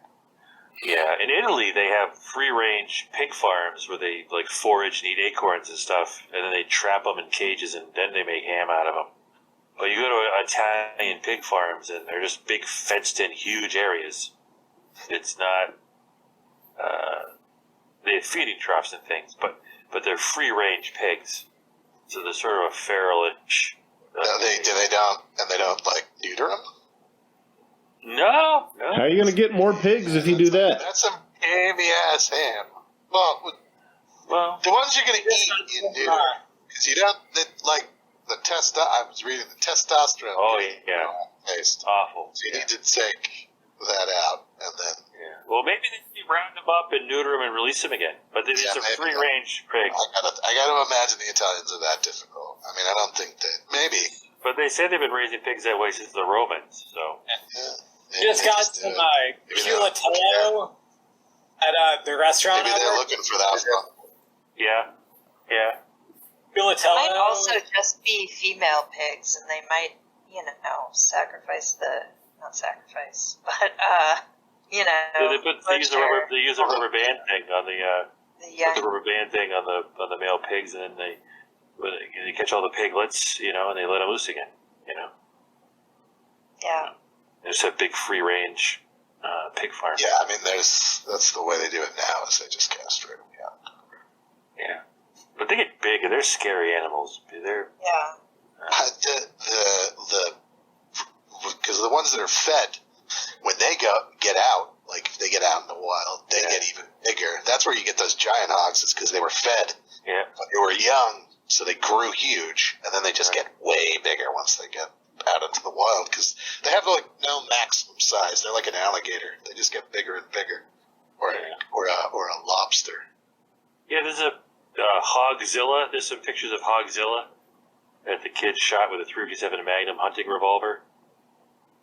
Yeah, pictures of Hogzilla. Yeah, ones in Texas get really big because it's like a farm will go out of business and they'll just leave their livestock, and pigs get out. Yep. And so those pigs are have been fed tons of food, so they're ready to go. They get out there and they just turn feral because pigs turn feral super quick. Yep. But the lobsters grow forever, but eventually they don't grow at the same speed of their shell. So if they do grow to their maximum age, they just crush themselves inside their shell. Oh, poor thing. Horrible. God, let's not talk about sex. Because they could live forever, but they don't live forever because of their shells. Well, they're just really claustrophobic is all. They get to the point where they can hang, and then they stop hanging. On that optimistic note, I'm going to sign off for the night. Come on, we're talking animal cruelty. You can't just leave. Well, it is animal That's cruelty. not animal cruelty. That's just the way it is, yeah. It's just nature, but it's still sad. Yeah. But regardless, I'm going to say, even if we were talking about happy things, I'll see y'all next week. Well, All right. good night. Yeah. Good night. Level 2. Got it. All right. Thanks. Good night, guys. You're welcome. All right, team. Thank you very much. This was fun. Any last notes before I turn off the recording? Oh, thanks for coming, guys. Had a great time. Bye-bye. All right, party people. Got it. See you later.